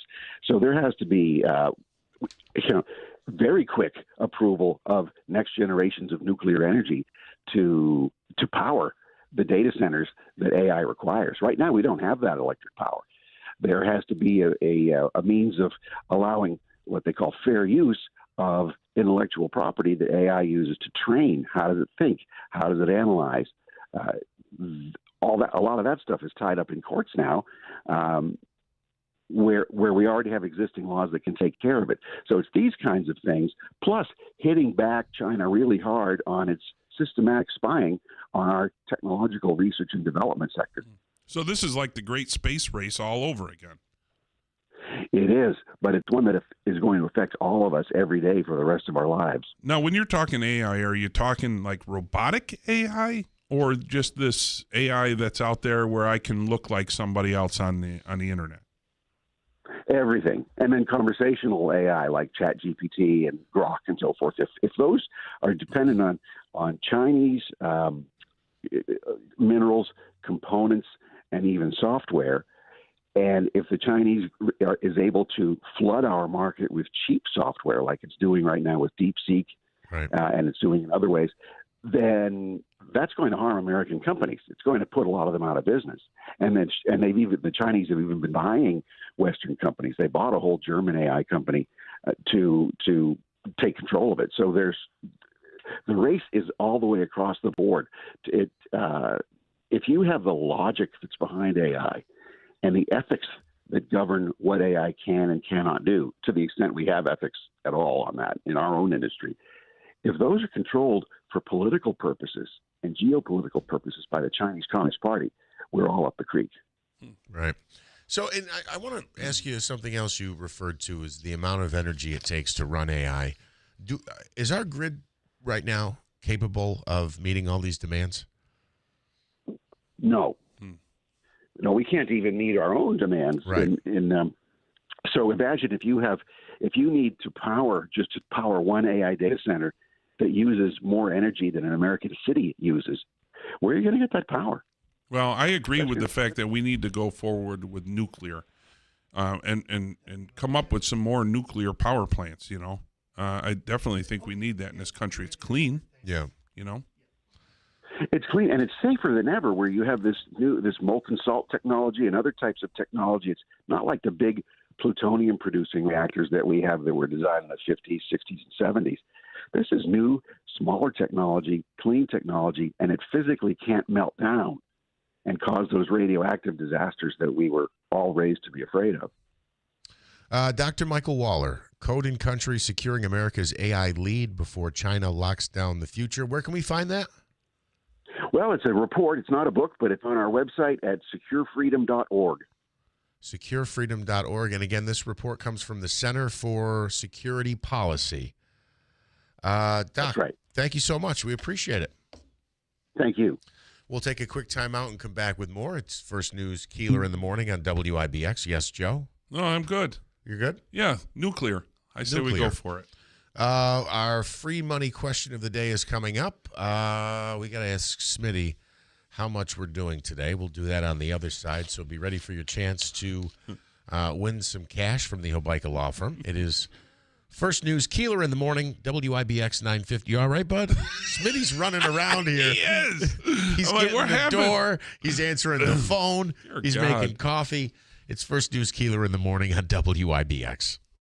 When it comes to the ones we love, their comfort and dignity matter most. That is why hospice and palliative care is here for you. When you want your loved ones' wishes to be honored, when you want them to be comfortable, safe, and secure, and when you want them to be wherever they call home, hospice and palliative care is the right choice. Our team of professional doctors, nurses, social workers, and bereavement counselors are dedicated to providing compassionate care every step of the way. At hospice, your loved one is not alone, and neither are you. We are just a phone call away, ready to support you through this journey. Choose Hospice and Palliative Care, serving Oneida, Herkimer, and Eastern Madison County for the comfort and dignity your loved ones deserve. For more information, visit our website, hospicecareinc.org, or call us today at 315-735-6484. Hospice and Palliative Care, Middle Settlement Road, New Hartford, serving Oneida, Herkimer, and Eastern Madison counties. When you need us most. Your ambition just met its match with Robinhood. Trade stocks and ETFs, options, futures, and crypto all on one platform. Get started today at Robinhood.com/yourmoney.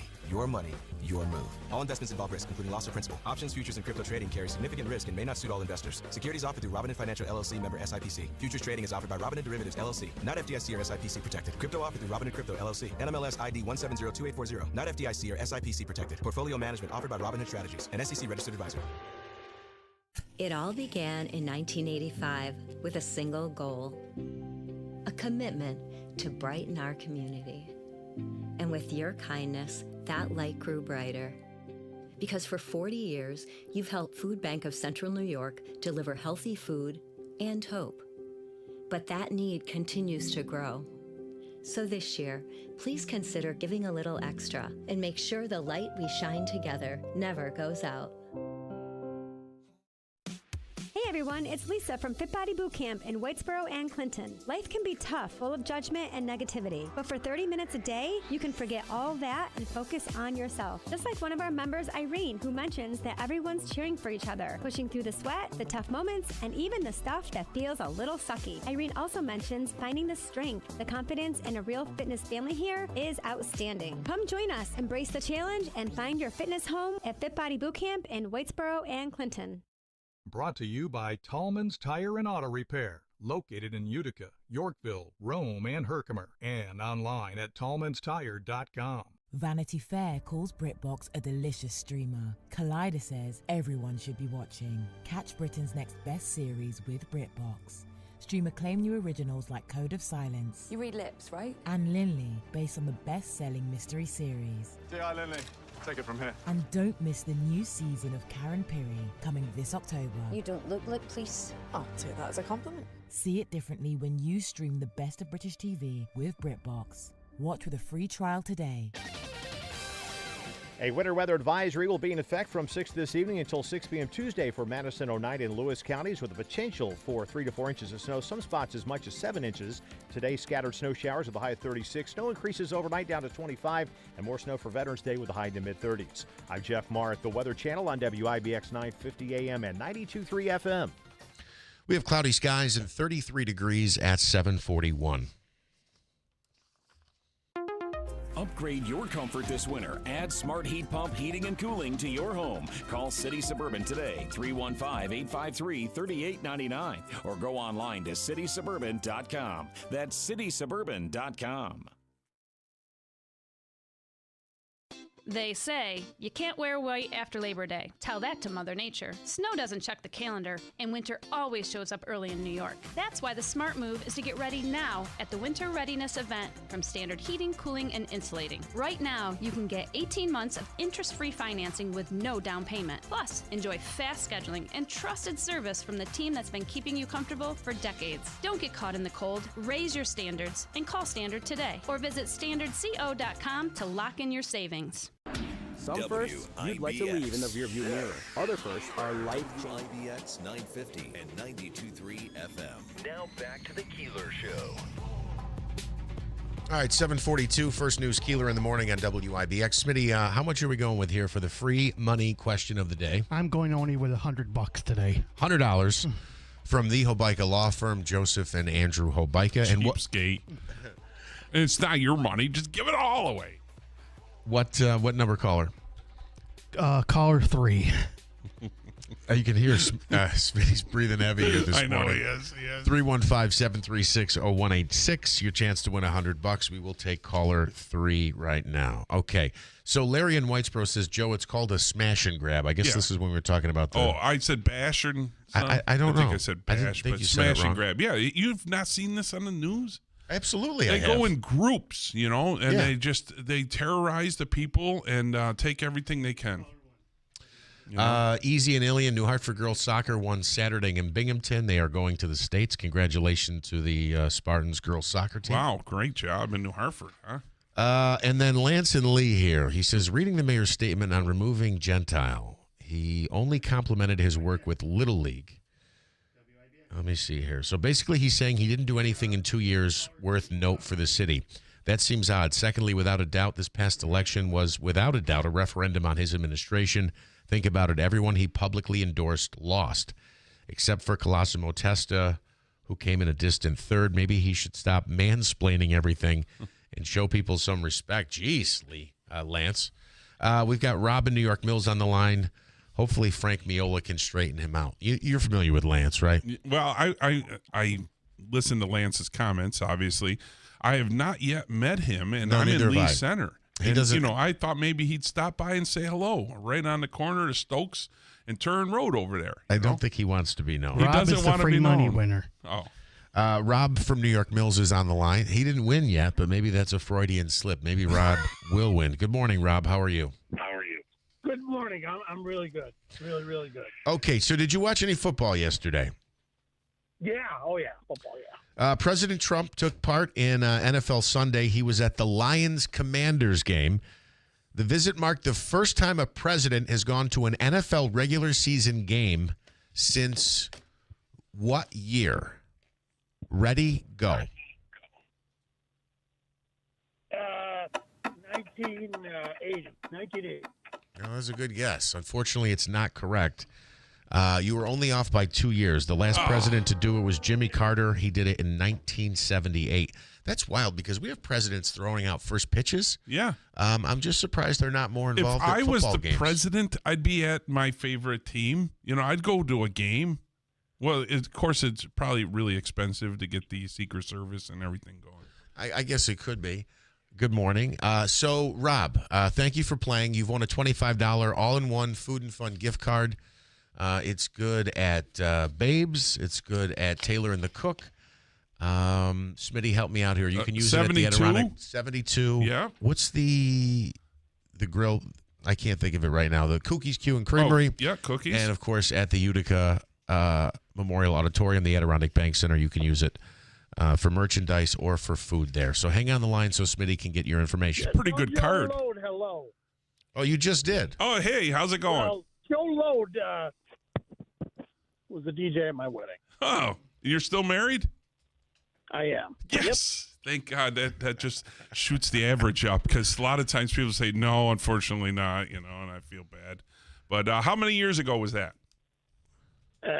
26 years, Joe. Oh, wow. Wow, you've been doing DJing weddings time, that long? Yeah, a long time. Yeah, kind of an old guy now, but I still do it. Still got it, baby. Rob, thank you for the call. Oh, yeah, no problem. And, guys. Thank you. And congrats on 26 years. Yeah, congratulations, man. That is a long time. Joining us in studio, Heather Wozlowski. Do I say that correctly? You do. Congratulations. Real close to the mic. Get tight on that. Yeah. You got to get. Yeah, that's to tell you where to sit. You're on YouTube now. And yes. You are being recorded. Good morning. How are you? I'm great. So you got the most votes of the 5 candidates who were running at large in the city of Utica. That must feel nice. That's good. Wasn't expecting that, to be quite honest with you. Wasn't sure what to expect, but. I just read a comment from Lance and Lee, and he was essentially saying that the results were a referendum on his first year and a half, first 2 years in office. Do you agree with that? And why did you run? I did. So I do a lot of community work, and one of the things too, I ran a neighborhood association for 4 years. I run a platform that teaches people how local politics works, and it was all the things that I was hearing at the neighborhood association meetings, things I was hearing at the council meetings weren't necessarily the things that people were talking about, and even at the doors when I started knocking. But before that, those were some of the main reasons why I wanted to run, because we really do need to discuss what people our constituents are asking about. So that was one of the reasons why I really. So you pay attention to the people. Oh, yeah, is it weird? I know. Oh, my God. Doesn't seem right. You know, when I would have department heads come in from, and then these questions would be asked, but then nothing would be happening on the council. So I thought, well, no, I think I want to bring these voices to the council and have people be heard. And are you a native to Utica? I was born in Utica. In Utica, okay, yeah. That's so, great. How politics works locally, boy, I'm interested in that. I think we can all use a lesson in that. You want to give us a rundown of that course and what that? Are you sure? Yeah. Okay, so I created a platform that taught people how to read legislation, how to advocate for themselves, but also give both perspectives so that people can make a decision on their own. So that's when I created that. That's why I created that. I wanted people to be able to be a part of the process, understand both sides, and be able to make that decision by themselves. So where is that available? Where can everyvoiceutica.org. Everyvoiceutica.org. And I'll be honest, throughout the campaign, it kind of sat there, but it does still go in there and teach you how the council is made up, what things mean. So you can still go in there and learn. So what are the biggest issues, do you think, that people are talking about but maybe doesn't get discussed at council meetings, or that maybe the council hasn't taken action on? Well, I will go over the 4 main things that were discussed at doors, which was the property tax increase, the homeless issue, speeding and ATVs. Those were some of the main. Oh, so like the groups that go out with their little mini bikes and 4-wheelers and we do nothing about. But it looks like, every other city kind of, they do it in all these other cities. So how do you enforce that? I mean, I grew up in the Valley, and we used to ride a dirt bike or a mini bike down the road, and the cop would tell us, hey, keep it to the back roads and stuff, and you kind of did that. But that's on a country road where you see it every so often, but this is all the time within the city. But these are things that bother people in their neighborhoods. Sure. So I think it's time to sit down with the engineer department and see what other cities are doing. I think it's time to sit down with the police department and find out, not saying they're not doing their job, they obviously are, but what's happening? What are you running into? What issues can the council do to mitigate this? Right. So there's got to be something that's holding them back, right? Yeah, so we have to, I need that time to have those conversations. Well, I'll be honest with you, and you probably know this, Joe, I think they just can't catch them. Right. Yeah, and they're not allowed to chase them. Yeah. So because it could cause an accident. Right. But there are, and when I sit down with the engineer department, there are speed reduction ways of common measures that other cities do use to help. Can't they throw out those strips? What are they? No, speed bumps. No, they're actually spike strips or something. No, that would. I Yeah. get them. Joe, I don't think that's This is a great why idea. You'll get more than him. This is why you have a plow on the front of your truck, because you can, take out things like that are in the way. They don't Okay. belong on the road. Yeah. Go ride in Tug Hill. And him not to run for council. Yes. That's why I moved out of the city. Let's talk about the homelessness issue in Utica, although I guess to some extent it'll be lessened once we start getting the snow. It seems to be there's they're not fewer going people away. outside. They're still homeless. No, well, that's debatable, I think, with some people. Oh, you're saying because for the career ones. Well, the standing on the corner and the panhandling. So I think that's what. Look, homelessness is a serious issue, and I think we're all Absolutely. Aware of it and feel how we feel about it. When it's at popular intersections in the city, people see it a lot more, and I think we see less of it, obviously, when the weather's not nice. But anyway, how does the city go about combating that issue? Go ahead. So it's great that we're cleaning out encampments, but we're really just moving people that's around. all you're doing. We're really not getting anywhere. A lot of cities have crisis prevention centers, which is after rehab, you will go and at your next step. You get a room, you get a social worker, you get someone that works with you to continue the improvement of your life.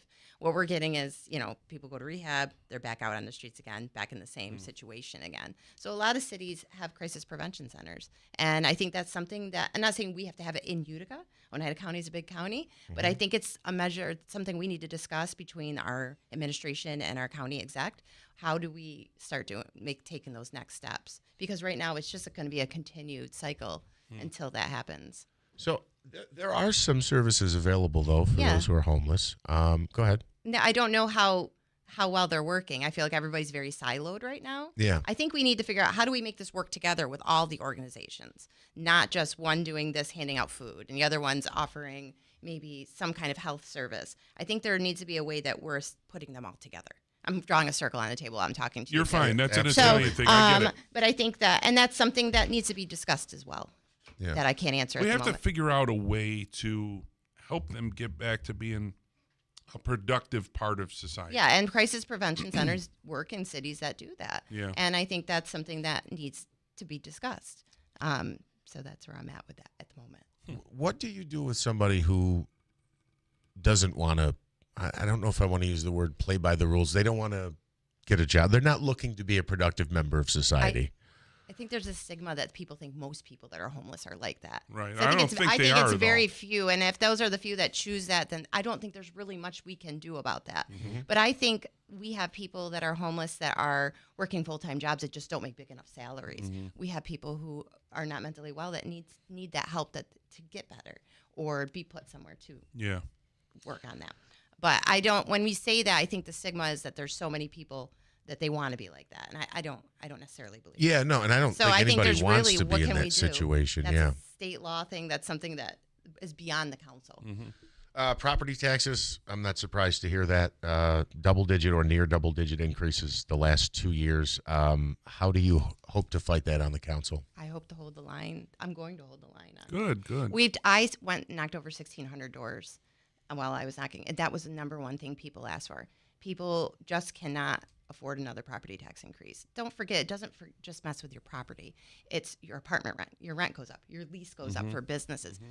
And people are upset. They don't know where the money has gone. There's nothing to see where the last two property tax increases have gone. And even me as someone out there, I'm them. I have no idea. I can't answer that for them, but I will hold the administration accountable to get those answers for the community. And then as we were talking about this, I didn't get the fourth one, property taxes, homelessness, the situation with the ATVs, and what was the fourth one? Why am I'm drawing like this big blank right now. I have no idea. I don't know if you said it or if I.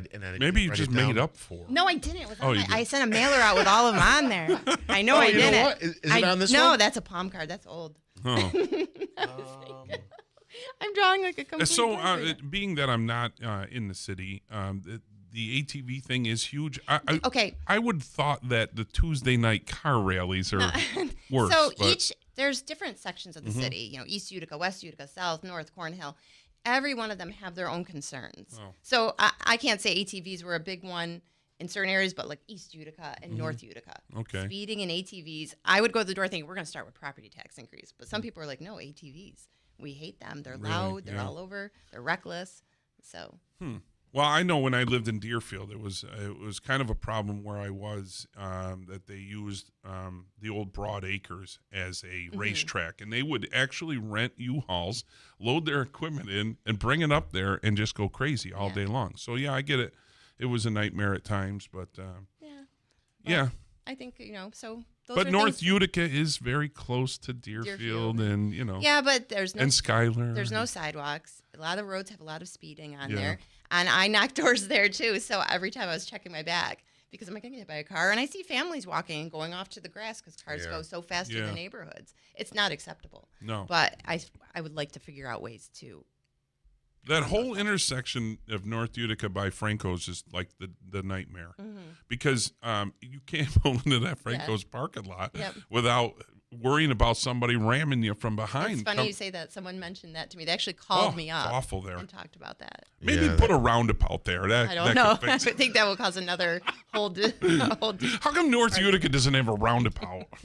Does it? No, it doesn't. No, it doesn't. I was thinking of the Burger King one there. They changed the traffic pattern. Yes, Okay, so we're not going to go into that. Joe wants more causing trouble in North roundabouts Utica. in Utica. No, I don't really. I hate them. And every time I have to go through the base, it's terrible too. Ugh. So from here until when do you get sworn in, on the 1st? And I think it's New Year's Eve or something. Is there like a mini school to get you up to speed as to the things that go on in the council, things that you maybe need to know about from this administration? It's funny. We're a friend on the council. I obviously, I have friends on the council. But no, there is nothing. There should be. A lot of cities do have council that are new go to like a prep class or something. So we don't do that in Utica. So no, it's just been throw a lot you right of learning to the wolves. on my own. And I am. So, but no, I'm practicing on my own and looking things up and getting ready. That's good. You have to be prepared, right? It all comes down to that, doesn't it? I'm just throwing it at Jeff today because you have to be prepared. What do you have in that bottle there? Oh my God, I know. I just want to know real quick. Yeah, tell us because Wayne actually sent a message it's also. Crystal Light and some vitamin C. Okay, I was just curious. That's an awfully big. It's a gallon. You got to at least drink a gallon of water a day. You should drink your body weight in ounces of water. I went through all this with Mohawk Valley Wellness, how to get in shape. I did all this, but I'm just not doing the exercise right now. It's one thing at a time. Baby steps. Baby steps. Kind of with the, everything. Heather Wazlewski, thank you for coming in. Absolutely. Yeah, it was Congratulations. Awesome. Yeah, thank you.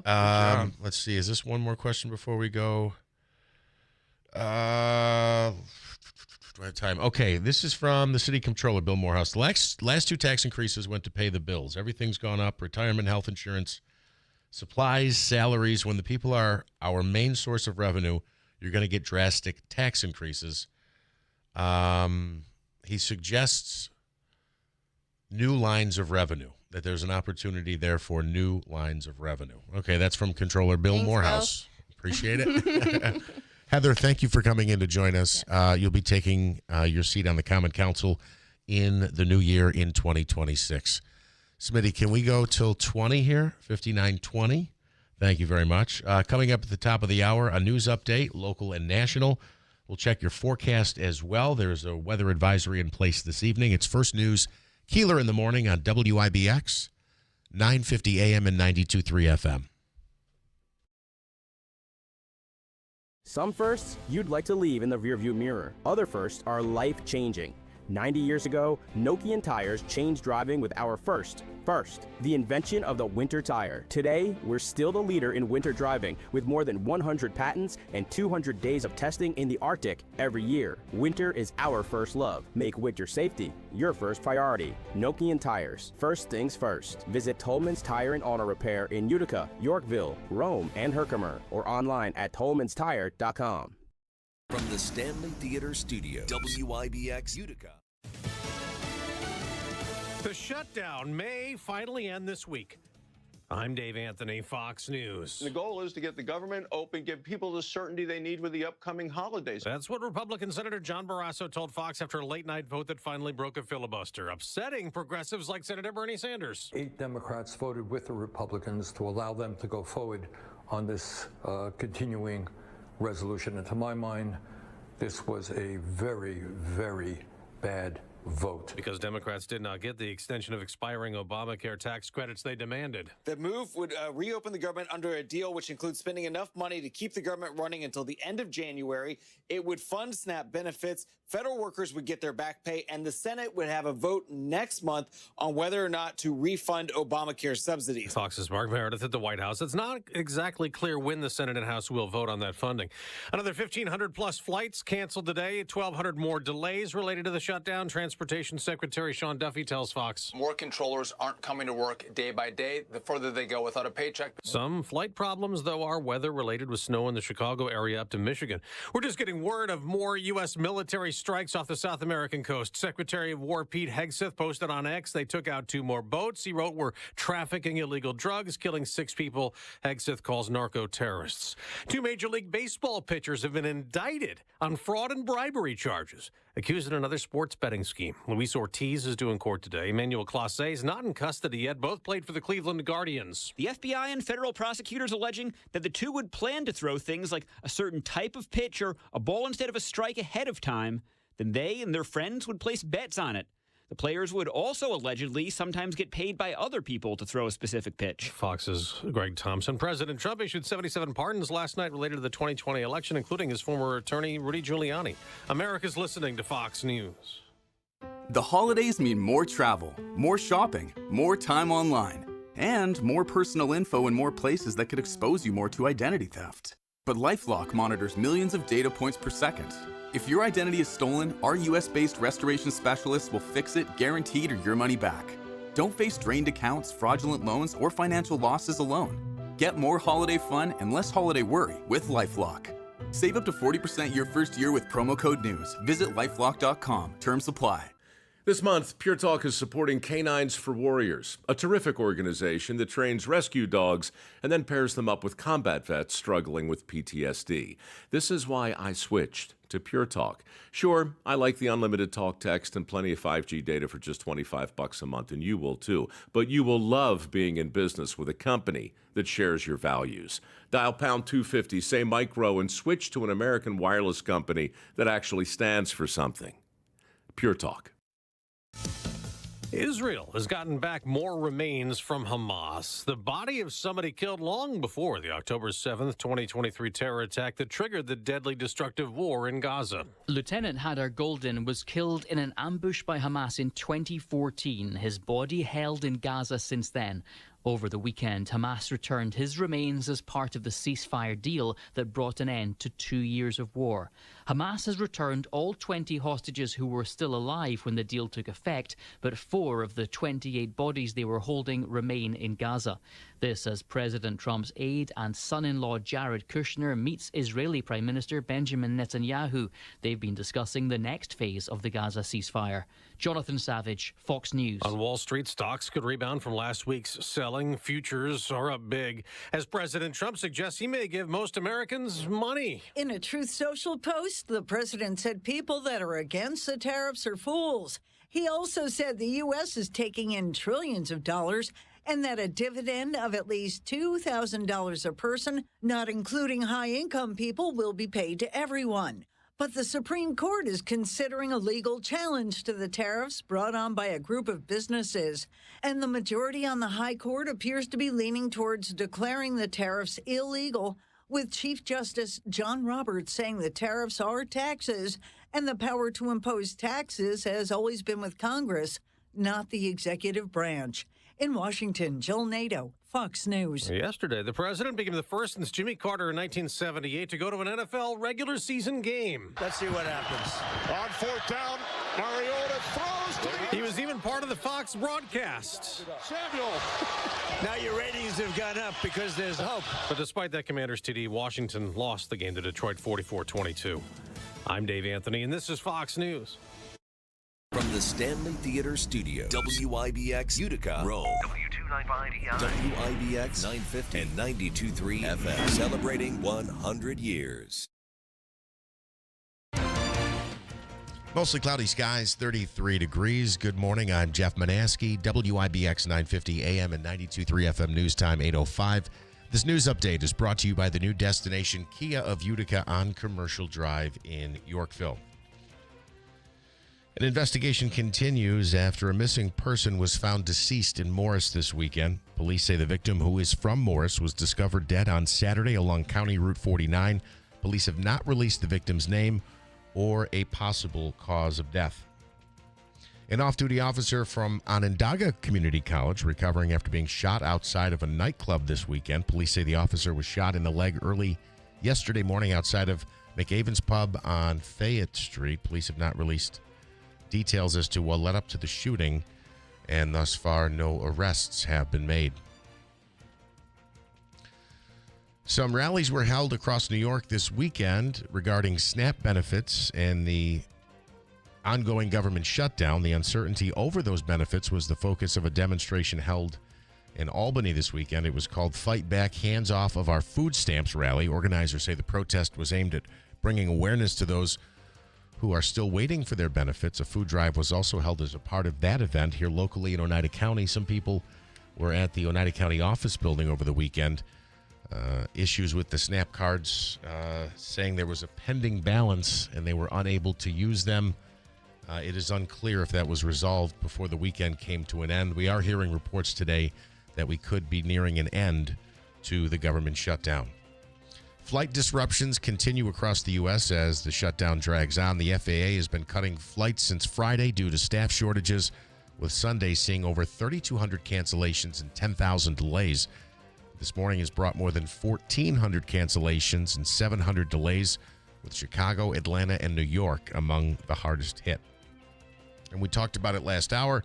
Target rolling out new rules for employees, requiring them to smile, make eye contact, and engage with customers within 10 feet. Staff must also offer to help or make small talk as shoppers get closer. The move comes as the retailer works to boost sales and plans store remodels and upgrades. I said earlier, I don't know how you legislate this. That's not what I mean. I just don't know how you actually enforce this. You didn't smile enough today.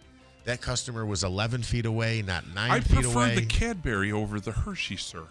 I do think it's a real problem, but I think it's more of a societal thing than a retail shopping thing.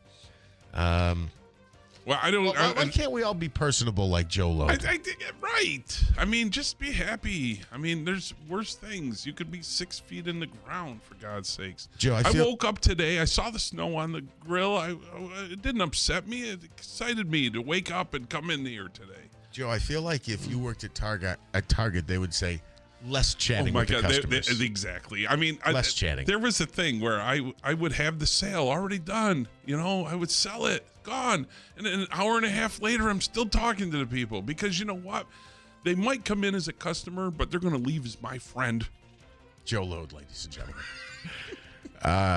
It is 8:08. Looking at some snow sticking. We'll expect some snow showers this evening and overnight. Could see some accumulating snow. Here's your forecast from the Weather Channel. A winter weather advisory will be in effect from 6 this evening until 6 p.m. Tuesday for Madison, Oneida, and Lewis counties with the potential for 3 to 4 inches of snow, some spots as much as 7 inches. Today, scattered snow showers with a high of 36. Snow increases overnight down to 25, and more snow for Veterans Day with a high in the mid-30s. I'm Jeff Marr at the Weather Channel on WIBX 950 AM and 92.3 FM. Cloudy and 33 at 8:09. All right, from the IBEW 43 local sports desk, the Buffalo Bills come up short against the Miami Dolphins and are now a full 2 games behind the Patriots in the AFC East. Smitty? What do you want me to say? I don't know. Just shaking my head. It was a bad game, that's all. Well, I was shaking my head as well. The Giants blew another fourth-quarter lead, allowing 14 points late to the Chicago Bears. The Giants end up losing by a final of 24-20. And it gets worse as Jackson Dart left the game with what is thought to be a concussion. It's the 4th time he's had to leave a game or be examined by a doctor for possible concussion this season. That includes preseason games. The Jets picked up their 2nd win of the season. They're now 2-7 on the year as they beat the Cleveland Browns 27-20. A big 74-yard punt return from Isaiah Williams helping the Jets in that victory. Former NFL Commissioner Paul Tagliabue is dead at the age of 84. Tagliabue passed away in Maryland from apparent heart failure complicated by Parkinson's disease. He served as commissioner from 1989 until 2006 before he was succeeded by current Commissioner Roger Goodell. Tagliabue is survived by his wife, a son, and a daughter as well. The Knicks are still perfect at home. They took down the Nets 134-98. The Knicks now 6-3, and Brooklyn drops to 1-9 on the season. I was saying this morning before you got in, Joe. It's like 8-man football. Like, Frankfurt's playing the 8-man. It's not the title game, right? It's the state tournament. It's the title game for the 8-man at the JMA Wireless Dome on Friday night. On Friday at 2:00.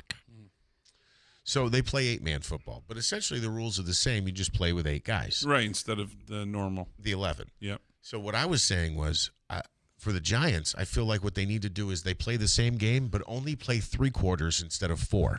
We love to take a lead late into the fourth quarter and blow the game. Are you a Giants fan? Yeah. Oh, you are? Oh. You look at that Cowboys game with 25 seconds left. We had the lead. Field goal, overtime, then we lose anyway. Yeah.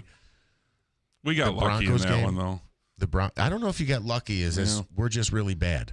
The Broncos game, 33 points in the fourth quarter. Yeah. And then yesterday, we allowed 2 touchdowns in the final 4.5 minutes, I think. I think right now the Cowboys and the Giants are just fighting for draft picks.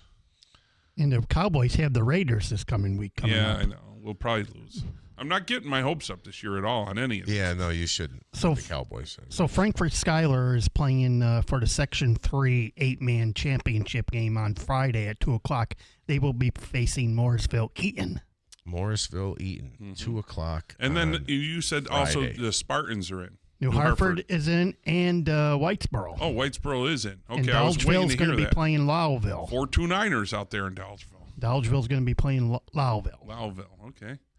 That'd be a tough one. That's the farmer versus farmer game. I mean, Dolgeville for years were dominant. And the New Hartford girls soccer won in Binghamton. They're going to the States on Saturday. They won.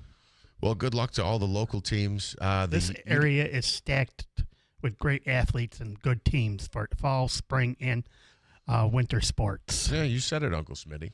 The Utica University Pioneers, unfortunately, off to an 0-4 start. They lost on Saturday to Hobart. The final was 2-1.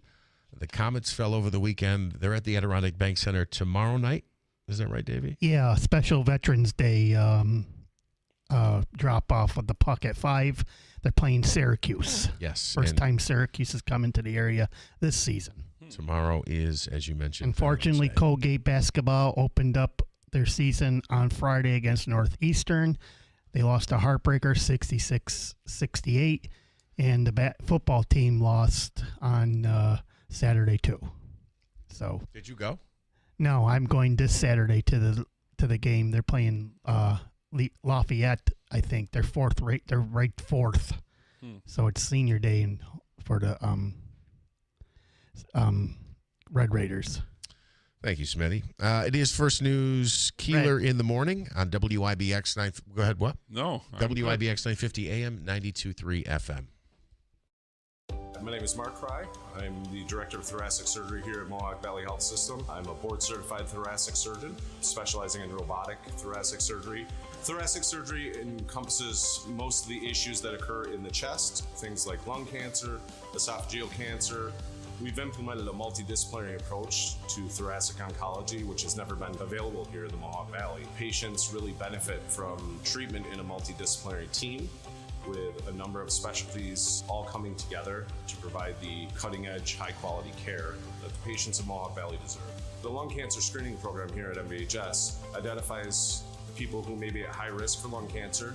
It really drastically improves their outcomes and survival when we can identify these potential lung cancers early on before patients even have symptoms. Our thoracic program here at Mohawk Valley Health System really prides ourselves on high-quality, cutting-edge, state-of-the-art care. For more information, visit mvhealthsystem.org. You're listening to Leaf Filter Radio, and the guru of gutter protection himself, Chris Coonahan, is here to take your most pressing leaf-related questions and bring you a special Black Friday offer. Hey, everybody, Chris here. I understand we have Ron on the line. Ron, where are you calling from? Uh-oh. Ron, are you calling from a ladder? Well, I was. I wanted to ask Chris what I need to do to get my gutters ready to have leaf filter installed. Oh, Ron, you don't have to do anything. A Leaf Filter Trusted Pro will come out and clean out your gutters, realign and seal your gutters, and install Leaf Filter, America's #1 gutter protection system. So I didn't need to get on this ladder? Ron, Leaf Filter Trusted Pros are in your neighborhood and ready to help. Just visit leaffilter.com/radio to schedule your free gutter inspection and get up to 30% off. Thank goodness. What was that site? That's leaffilter.com/radio. And now, as a special Black Friday offer, you can get a free gutter inspection, plus up to 35% off. This is our best offer of the season. Unlock it now at leaffilter.com/radio. See representative for warranty details. Some firsts you'd like to leave in the rearview mirror. Other firsts are life-changing. 90 years ago, Nokian tires changed driving with our first, the invention of the winter tire. Today, we're still the leader in winter driving with more than 100 patents and 200 days of testing in the Arctic every year. Winter is our first love. Make winter safety your first priority. Nokian tires. First things first. Visit Tolman's Tire and Auto Repair in Utica, Yorkville, Rome, and Herkimer, or online at tolmanstire.com. Vanity Fair calls BritBox a delicious streamer. Collider says everyone should be watching. Catch Britain's next best series with BritBox. Stream acclaimed new originals like Code of Silence. You read lips, right? And Linley, based on the best-selling mystery series. Say hi, Linley. Take it from here. And don't miss the new season of Karen Piri, coming this October. You don't look like police. I'll take that as a compliment. See it differently when you stream the best of British TV with BritBox. Watch with a free trial today. He digs, he turns, he dives. It is a touchdown. It is a touchdown. The NFL is on Westwood One. Uncorks a deep ball downfield into the end zone. A crowd is there, and it is caught. Touchdown. Miraculous. The NFL plays here all season long on WIBX 950 and 92.3 FM. WIBX. This is Keeler. WIBX 950 and 92.3 FM. Now back to the Keeler Show. I have a white dog. I'm wearing a black jacket. That white hair just... What kind of dog is it? Oh, boy. She's like 3 different kinds of terrier. The little one, though. She's like 40 pounds. Oh, okay. My monster's like 88. Yeah. She's not very big. He's a beast. I got her from Stephen Swan. Oh, you clawed your arm up, huh? Oh, my God. The dog uses me. Teeth? Yeah, he uses me as a chew toy. I guess so. Yeah, I'm training him. To what? I don't know. You know what? Eat your arm? Me. He has a toy in his mouth, and he still feels like he needs to bite me to get him to play with him. He's already got the toy in his mouth, and then I get him this fox. Right? It's stuffed animal fox, whatever. I'm holding one leg. He's supposed to hold the other, and we tug of war. No. He wants to grab a hold of my hand that's got the other leg. He doesn't want to play tug of war. He wants to eat me. How old's the dog? 8 months old. He's a purebred German Shepherd. Puppy. And his name is Gunner, and his favorite chew toy is me. It's just the way it is. I mean, he's a beast. He's black and tan. Wow. His ears are pointed. That's a really beautiful He dog. loves people, but he's such a big dog. He doesn't understand that he's hurting me. Right. You know, but he's really not. I mean, he's big. He'll jump up on me, and he's taller than me, you know, like with his paws up on my shoulders. And I'm like, settle down, you. And then he steals my recliner like it's his. I can't take it anymore. Boy. I need my recliner back. You've got some trouble there. I always wanted eat everything. I always wanted as far as furniture and stuff. No, he was chewing on a few things, but no, not really. He doesn't. He's got bones. I mean, my house looks like, you know, I don't know if you dug up one of these mass murderers. You went to their house. I got bones everywhere, you know, and he'll chew the marrow out of them, but he doesn't want to give them up. He wants to keep them. Yeah. So I put a treat inside, and then he just it's content for a little while, but not long. But he did eat his bed. He's been eating foam. I don't know. He eats a lot. What Smitty's yelling at you for I'm something. sorry. The Mayor Galimi was sending a text message. That He's at the side door. Okay. So I was letting Smitty know. Yeah. So no, he's a good dog. He really is. I always wanted a dog. He's really. I want to say he's protective, but he barks at nothing. There's nothing there. it's a leaf blowing or something. He'll bark at it. Well, it's his job to protect, man. I guess. I think he's got a little bit of crazy to him. We'll talk more about our dogs coming up here as when we wrap up the show. I think later this morning. But yeah, I was noticing the dog hair on my jacket here. Mary Jo Timpano is with Public Relations for the Rome Rescue Mission, and they have a couple of things going on. They're looking for some extra help this Thanksgiving season. Good morning, Mary Jo. How are you? Good morning. I'm great. And by the way, I'm loving the dog stories. How can you not, right? They're just How can adorable. you not? We've all been there if we're lucky. So how hard has the mission been hit by what we've seen as far as SNAP benefits being delayed for the early part of November here? Have you seen a real increase in the people coming to your doors? You know, the increase has been consistent and sort of sporadic over the past several weeks to months. And yeah, there's been a bit of an increase, but it's not our first go around with these kinds of issues. And so we're prepared. You know, we have a tremendous amount of support from the community, and we are keeping our doors and our pantry and our availability of meals, you know, ready to go whenever we see that increase. So we've identified it, we've reached out, and we're in good shape, and we feel like we can provide the service, you know, to the community that we've always been able to do. You're expecting to serve about 2,000 meals for Thanksgiving this year? You know, that's gonna depend, but that has typically been where our high point is, and that includes the meals that are served at the mission. You know, a very family-oriented, full Thanksgiving meal. That includes anyone that comes in who would benefit from a to-go meal or leftovers. You know, you want that turkey sandwich at night. Excuse me. And then also we have 6 locations around the community where we deliver a complete Thanksgiving meal too. So that number is around 15 to 2,000 when you add it all up over the Thanksgiving week. Is there anything that you think you need at this point? I mean, what if people obviously want to help out and donate? What would you suggest for that?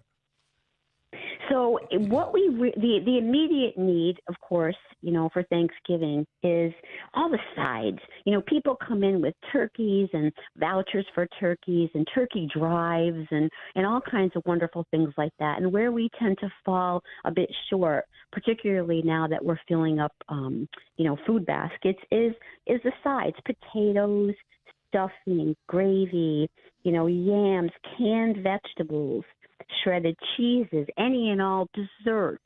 So things like that you would think of, side dishes, for a Thanksgiving meal. And then, beyond that, we're still rocking and rolling with breakfast, lunch, and dinner. So there's a need for cereal, for, milk, coffee, hot cocoa, granola bars, something that you can kind of grab and go for people who don't have a place to live right now. So those kinds of items are always something that we need. Mary Jo Timpano is with the Rome Rescue Mission. I see the mission teamed up with, Hannaford and the Fight Hungry Bags. Can you tell us about that? Yeah, that's a great initiative. So if you purchase a reusable shopping bag from Hannaford for $2.50, $1 of every one of those bags goes to the Rome Rescue Mission food pantry. So that's been something, and that's very typical of our community, just kind of reaching out, coming up with very, interesting and thought-provoking initiatives to say, hey, we have an idea. We know how we can initiate a program, something different to benefit, the people at the Rome Rescue Mission. So that is something that, they reached out to us with the idea. So that's just very typical of the amount of support that we get from the community, from donors, and we're excited about that and very grateful to Hannaford. If somebody wants to donate, like you said, a bag of potatoes or some of these foods that are used to make sides for Thanksgiving, just bring it right to the mission? Bring it right to the mission. We're open 7 days a week. Doors are opened every morning, 8:30. We're there till 6. weekends 9 to 2, and, food donations, of course, monetary donations as well, are always welcome and so appreciated. So, yeah, come on down, take a look at the rescue mission and see how we operate, see what we've got going on over there, and you'll see up front and personal what the benefit is to your donation. All right, thank you. Mary Jo Timpano with the Rome Rescue Mission. Obviously, it's a tough, an uphill battle, it seems, every year to feed the number of people that need some assistance, and it seems to the number seems to be growing, especially this year. Mary Jo, thank you for your time. Oh, go ahead. It does. No, it does. And I want to just, stop by saying, the tough times are our business, and so we are prepared and we are ready to provide that service. And thank you so much for helping us to get the word out. Appreciate your time. Happy Thanksgiving to everyone. Thank you. Happy Thanksgiving. You see a theme to this show today.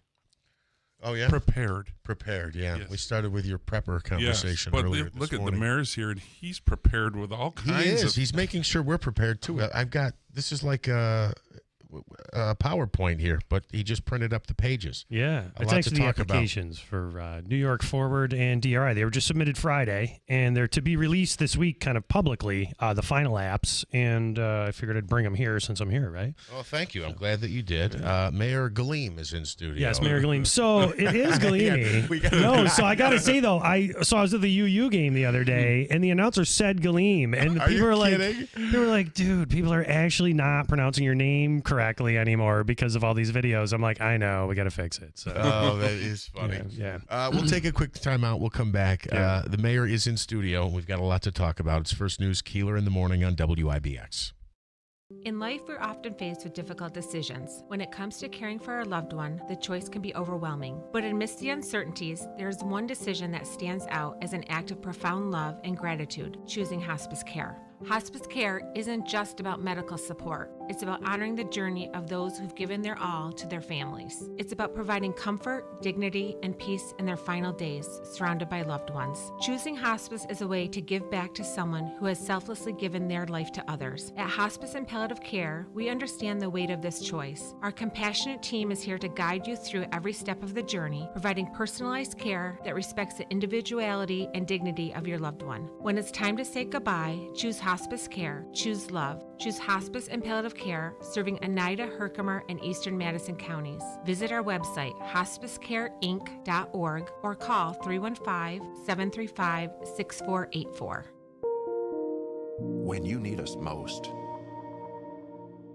Vanity Fair calls BritBox a delicious streamer. Collider says everyone should be watching. Catch Britain's next best series with BritBox. Stream acclaimed new originals like Code of Silence. You read lips, right? And Linley, based on the best-selling mystery series. Say hi, Linley.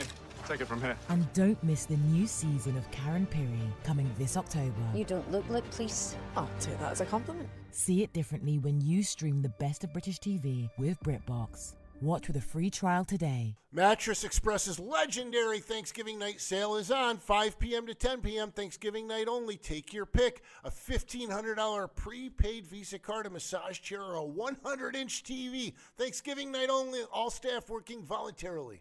Be cozy this winter. Add Smart Heat Pump heating and cooling to your home. Call City Suburban today, 315-853-3899, or go online to citysuburban.com. That's citysuburban.com. A winter weather advisory will be in effect from 6 this evening until 6 p.m. Tuesday for Madison, Oneida, and Lewis counties, with the potential for 3 to 4 inches of snow, some spots as much as 7 inches. Today, scattered snow showers with a high of 36. Snow increases overnight down to 25, and more snow for Veterans Day with a high in the mid-30s. I'm Jeff Marr at the Weather Channel on WIBX 950 AM and 92.3 FM. My name is Mark Fry. I'm the Director of Thoracic Surgery here at Mohawk Valley Health System. I'm a board-certified thoracic surgeon specializing in robotic thoracic surgery. Thoracic surgery encompasses most of the issues that occur in the chest, things like lung cancer, esophageal cancer. We've implemented a multidisciplinary approach to thoracic oncology, which has never been available here in the Mohawk Valley. Patients really benefit from treatment in a multidisciplinary team, with a number of specialties all coming together to provide the cutting-edge, high-quality care that the patients of Mohawk Valley deserve. The lung cancer screening program here at MVHS identifies people who may be at high risk for lung cancer, it really drastically improves their outcomes and survival when we can identify these potential lung cancers early on before patients even have symptoms. Our thoracic program here at Mohawk Valley Health System really prides ourselves on high quality, cutting edge, state-of-the-art care. For more information, visit mvhealthsystem.org. Hello, everyone in Central New York. This is Dave Letterman, your old TV pal. Remember me? I'm supposed to say something witty and funny here about Bill Keeler, but I've got nothing. Ever see a picture of this guy? That's a joke in itself. Anyhow, here's Keeler on WIBX.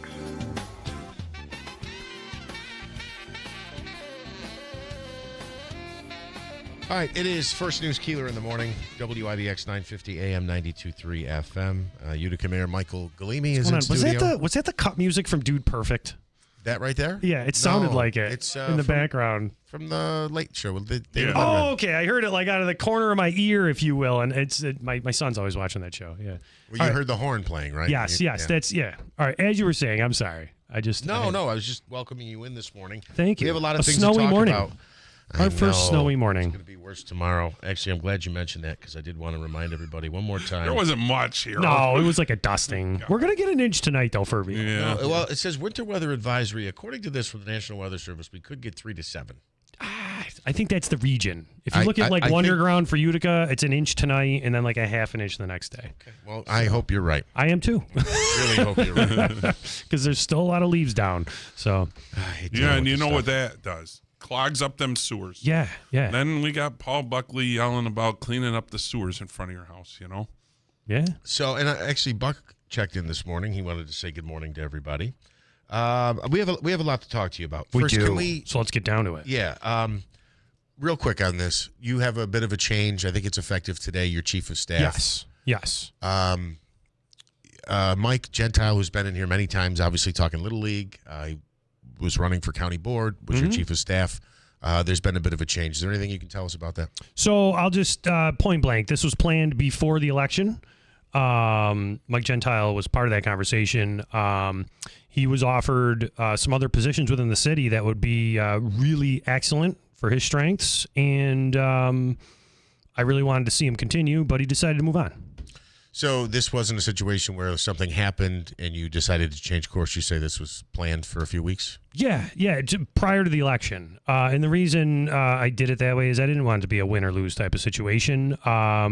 This is a fresh start with a fresh chief of staff. I want to get down to brass tacks and really rekindle again from scratch a lot of the real reasons I got into this.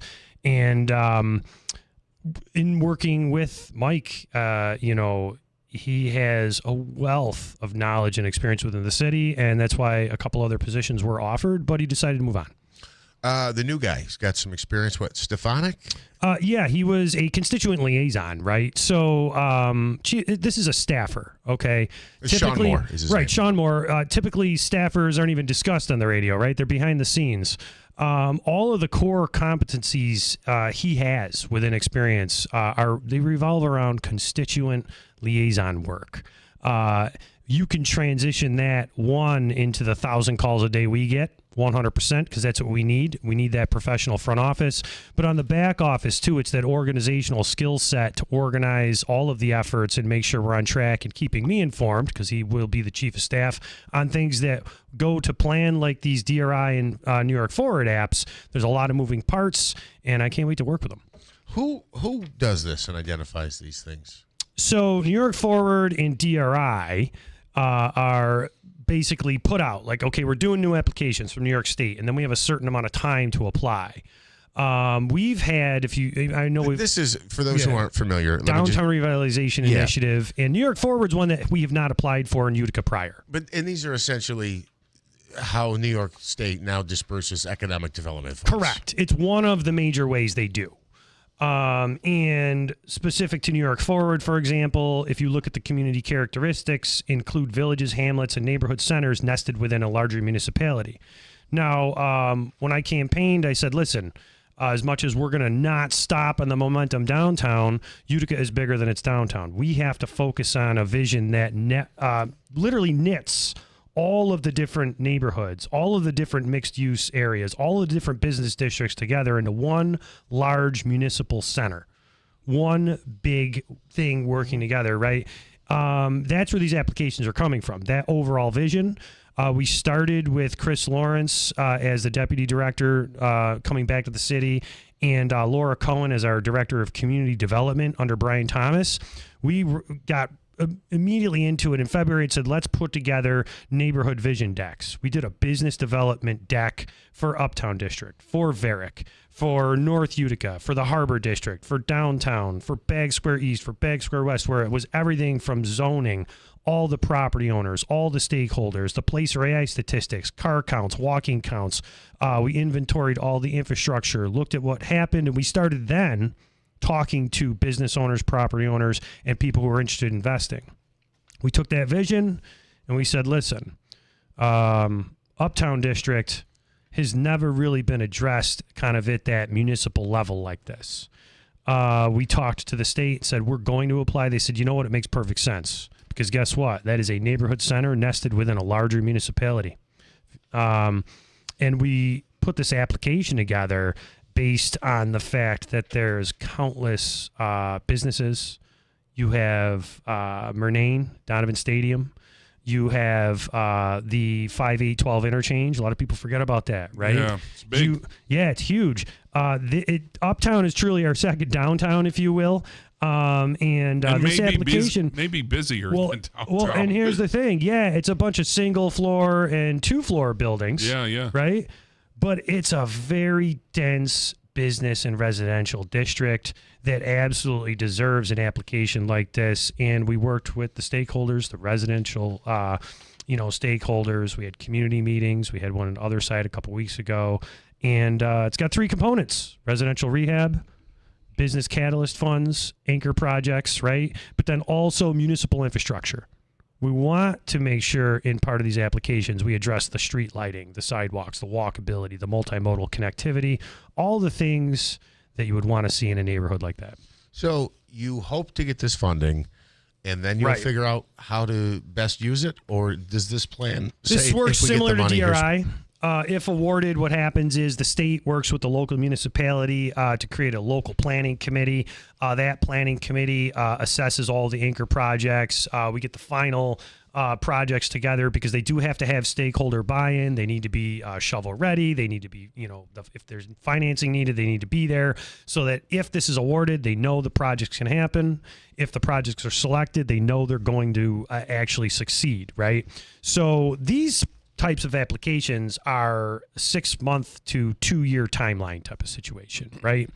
But they're also not a win or lose situation. We applied for DRI last year.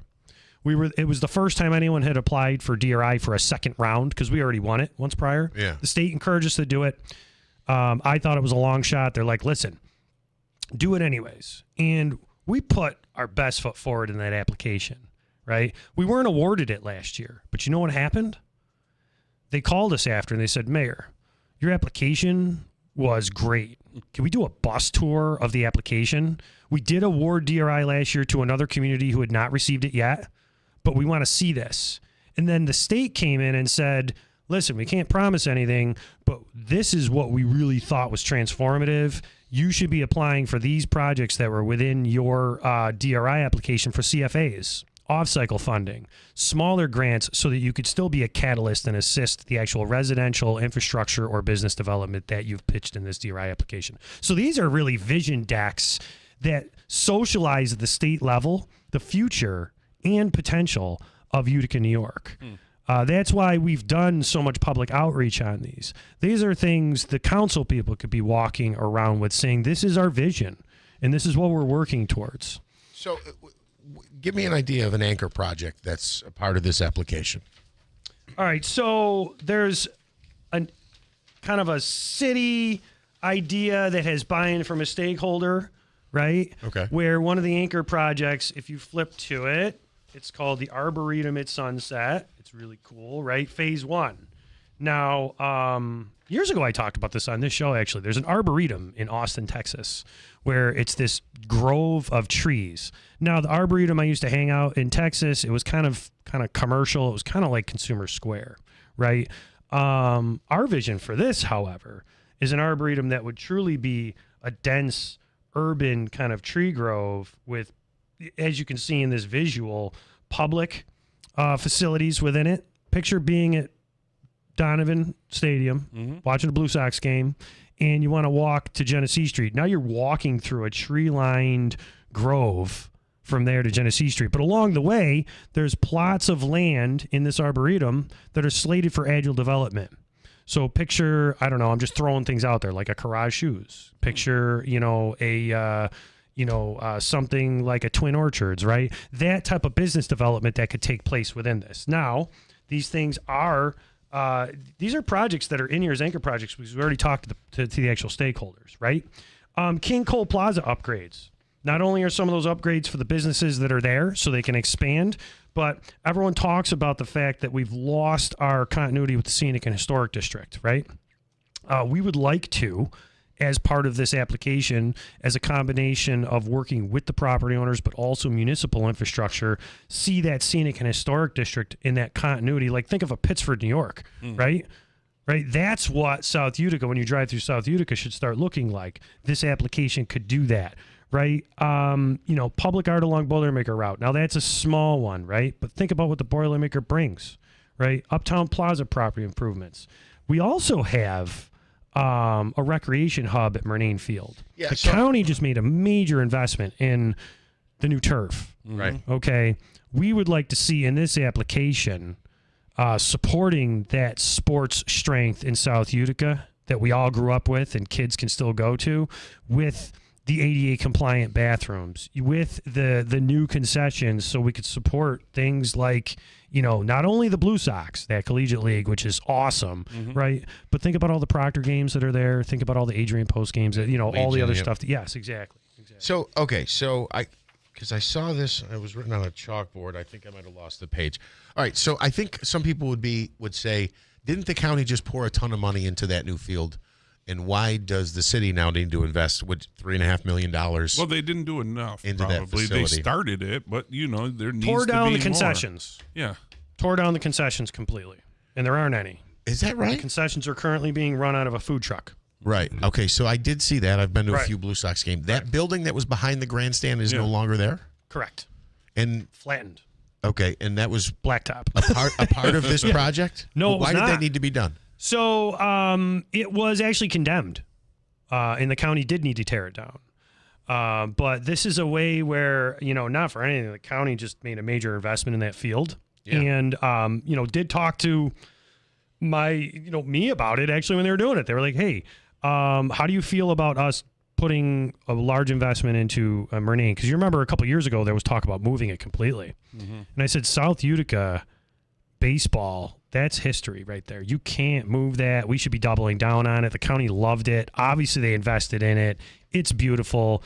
And why would we not, if we're putting this proposal forward and want to connect Genesee Street to Murnane Field, not include something at Murnane Field in this project? So I saw something that said like an indoor basketball court or an indoor skating rink at what was formerly Panorama. Was that what it was? Panorama before? Not necessarily part of this, but there was a lot of public input, right? So here's how these applications work. I guess that was my question. Are you trying to make that some kind of a sports corridor? And what's going on with that Panorama building? What do you know about Panorama building it was stripped by AMF. And I say stripped in the business sense. There's no lanes, there's nothing. When they walked away, everything was taken out of it. It's currently just a shell. It's being marketed for sale with the rest of the associated properties. What's not part of that property is Walgreens, the grass behind Walgreens. What's also not part of that property is McDonald's, Bagel Grove, Tony's. So it's Panorama, that little road kind of driveway, and then all of the pavement. Yeah. So it's a pretty large area ripe for development. And the city owns that or no? No. It's owned by 1700, it's in here, 1700 Genesee Street Corp. Okay. And that's it used to be 3 local partners. They're still local, but some of the family members have moved. It's still owned by that same kind of group. There's been offers to turn it into a car wash or a storage facility. From a city standpoint, we don't want to see that. No, right? you don't want to see a storage facility right there. Right. And the reality is we've been working with that property owner to say, like, how do we work with you to hold on? Because we can't tell them not to sell. Right. Applications like this, truly win or lose, put what could happen on a larger stage. Other investment partners are now looking at the Uptown District just because we've been working with them even without this awarded. Yeah. So I want to ask one more thing here about this, the New York Forward part of this, the residential rehab. Talk about that. It's like a 25% match or something like that. But is this for homeowners to do work on their house? Absolutely. So if you look at specifically in South Utica or any part of the city? So, we have actually still remaining funds for that if people reach out to the home ownership center as well that are currently still going to be slated. But specific to DRI application and New York Forward application, we didn't want to just focus on renovating buildings and getting them ready for, quote, commercial on the bottom floor and loft apartments on the top. Like, we've done that a million times, right? It's great. It's a strong part of the Varick Street portion of, because it fits, right? But it's more mixed use, not these giant grand loft types of things, right? In the Uptown District and the actual DRI district of West Utica, we want to make sure there's a large portion of these projects that will go to actual single and two-family homes, for example. We want to make sure that the neighborhoods that surround these districts are supported, right? If you owner-occupied, did you say that? Yeah, owner-occupied. Or locally owned. And still, who cares if they're rental apartments? We want these neighborhoods to flourish. All right, we want a situation where the people that have lived there for 100 years or people that just came 10 years ago can do the same. It's an important part. Time and time again, we focus too much on the island, not what's around it, right? And that's what these applications include. And they're stronger because of it. When will you hear back from the state and whether or not you've been awarded this funding? We said it could be 2 years. Well, right? No. We'll probably hear, within 2 months to 6 months, right, of an award. And then you... Right. Yeah, okay. And that's interesting, something to point out, though. One of the changes I've made in how we apply to these applications, the state always said we need shovel-ready projects. But then my critique of applications like this, economic development money like this, is now everyone hurries up to wait. Yes, I was just going to say, that's why I'm confused about this. It's put this plan in place. You need private investment along with it. Right. And then hopefully we'll get to you before the developer wants to leave and go someplace else. So every single stakeholder in last year's application and every single stakeholder in these applications, we sought out people who had site control, had the financing, but they were ready in 12 to 18 months, to break ground. Because now if there's an award, it's not going to slow them down. Is that what's now defined as shovel-ready? What's that? Is that now what's defined? Is how they define shovel-ready? Yeah, but... if you'll be ready in 12 to 18 months, you're now shovel-ready. No. So think about this. If you have to assemble financing, but you have your financing line. If you're currently doing a phase 1 and phase 2 on the property. If you're still doing pre-construction.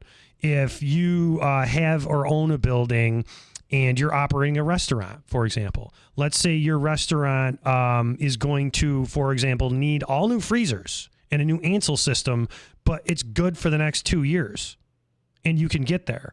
Those are the types of projects that we're looking for business sustainment. If you're looking to be a catalyst for new business development, okay, the reality is if your project is timed for different site assemblage so that you can have site control, for different financing and different partners that actually are timing developments, it's very real, right? Look at the Baggs Square district. That was a perfect one. Okay. There were advancements that, for example, 2 different businesses in Baggs Square wanted to do. They were part of last year's DRI application. They said, we want to do this. Our business is not ready to do this for 12 to 18 months because of the current product lines we're developing right now. But if this project could be funded, we have the site control and we have the financing to act on this. But the timing of the business couldn't do it for 12 months. We found a lot of projects exactly like that. All right. We are talking with Utica Mayor Mike Galimi. We'll step aside for just a moment. A couple of things I want to get into when we come back. The bed tax legislation. Yes. We'll get into that. And occupancy, short-term rentals, yes. Talk more about this as well. Plus, Lance and Lee is He's got a lot to say about you. We'll get into that Listen, as well. Lance and Lee is a very informative person. It's First News Keeler in the morning on WIBX. For the best quality remote car starters, call Big Apple Music. At Big Apple, we have installed more remote car starters than all the local competition combined. I'm Pete, and at Big Apple, we hand solder all major connections for quality. With 46 years in business, we are the most experienced and most trusted.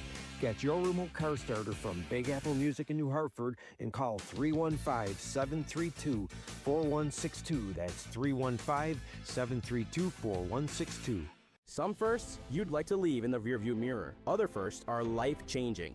90 years ago, Nokian tires changed driving with our first, the invention of the winter tire. Today, we're still the leader in winter driving with more than 100 patents and 200 days of testing in the Arctic every year. Winter is our first love. Make winter safety your first priority. Nokian tires. First things first. Visit Tolman's Tire and Auto Repair in Utica, Yorkville, Rome, and Herkimer, or online at tolmanstire.com. Whatever you need to haul, landscaping tools, heavy construction gear, or even livestock, Clinton Tractor has the trailer for the job. Choose steel, aluminum, or galvanized frames from 500 pounds to 55 tons with trusted names like B-Wise, Eager Beaver, and EB. For trailers, parts, and service you can count on, visit the Caledona family at Clinton Tractor. We are the leader in service, Clinton Tractor. ClintonTractor.net. Hey everyone, it's Lisa from Fit Body Boot Camp in Whitesboro and Clinton. Life can be tough, full of judgment and negativity, but for 30 minutes a day, you can forget all that and focus on yourself. Just like one of our members, Irene, who mentions that everyone's cheering for each other, pushing through the sweat, the tough moments, and even the stuff that feels a little sucky. Irene also mentions finding the strength, the confidence, and a real fitness family here is outstanding. Come join us, embrace the challenge, and find your fitness home at Fit Body Boot Camp in Whitesboro and Clinton. Vanity Fair calls BritBox a delicious streamer. Collider says everyone should be watching. Catch Britain's next best series with BritBox. Stream acclaimed new originals like Code of Silence. You read lips, right? And Linley, based on the best-selling mystery series. G.I. Linley, take it from here. And don't miss the new season of Karen Piri coming this October. You don't look like police. I'll take that as a compliment. See it differently when you stream the best of British TV with BritBox. Watch with a free trial today. WIBX. This is Keeler. WIBX 950 and 92.3 FM. Now back to the Keeler Show. 8:53, First News Keeler in the morning on WIBX 92.3 FM. Thank you, Smitty. Okay, so I want to talk about the DRI and the bed tax thing, but you need to correct something. Yeah, that no, we I just do, discussed. because I'm really focused on owner-occupied, and I said single family, and I just want to make sure that in that New York Forward application, it's out there that, we're really focusing on residential, but it's 2-family and up in this application. It's 2-family and up. Okay. Yeah. Who is this? Rick? Is this Rick? Rick in Utica. He says, Mike, there may need restrictions for the Sunset Ave property, like no food. Do you know what that's in reference to? Sunset Ave property. Yeah, there's just a message that came in. I don't know exactly what he's referring to. Sunset. They might be talking about the behind Panorama, but I'm not sure. But there is a Tony's Pizza and a Bagel Grove and a McDonald's over there. So, I wonder if they're talking about Seward Ave, the property that Northrop Grumman still owns, which is still being cleaned, if you will, because there are restrictions there on that one. Yeah, and it can't be food. I don't know whether it's food or not, but I know it's currently zoned industrial and not cleared for anything other than industrial as far as the cleanup. So. Okay, Lance and Lee. So notice this guy isn't bringing up any of the 4 points that Heather said Uticans are actually concerned about. He's out of touch. Now, I want to go over a couple of those things quick. All right, I don't know. Let's do it. So was it Lance and Lee? Yeah. It was all right. Lance and Lee. So if Lance and Lee wants a copy of my State of the City mailer that went out, all of those points are addressed, and they have been a huge portion of my administration for the last 2 years.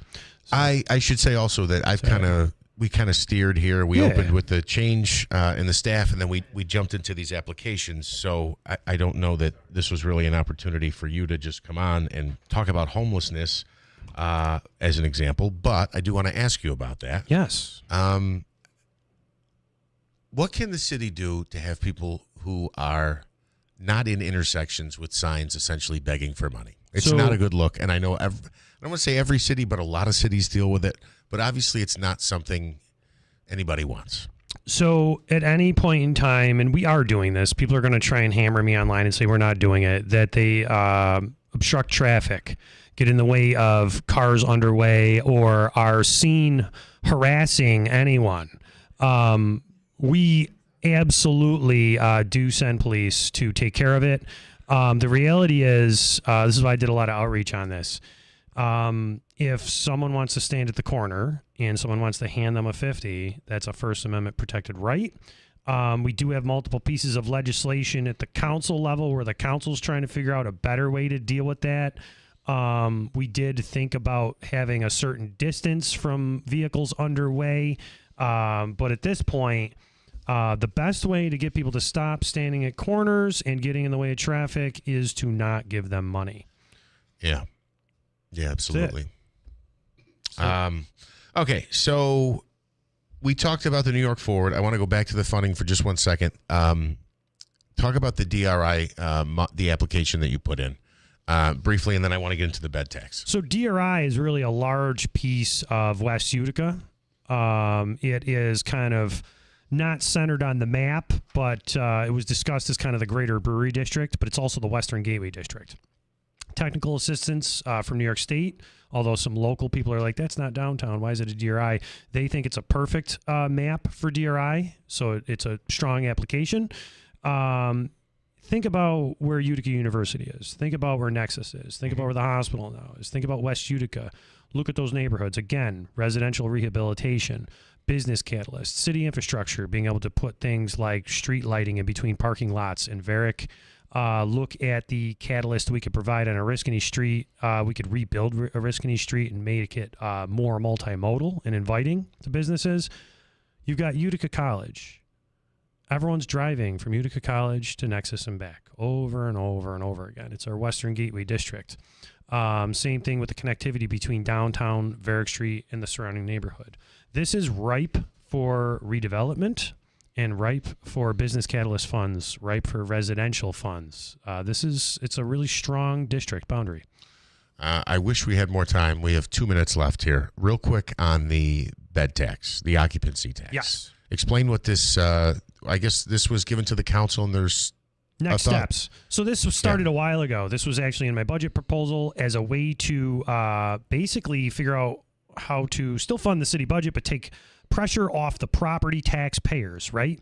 An occupancy tax does fund in part parks and DPW departments when maintaining all of the tourism-based things that we have to maintain as a city. Parks, your greenscapes, some of your infrastructure, all of that work that goes for the people who stay here in hotels, but then go to our parks, come to our tournaments, etc. We did this in conjunction with prior support from the council. This is not a surprise. This has been on the books. The governor just signed it. Next steps are the local law. Competitive-wise, we are absolutely still competitive with all of the surrounding regions for hotels. There's no concern with that. Our occupancy tax is at or below with the counties combined, surrounding areas.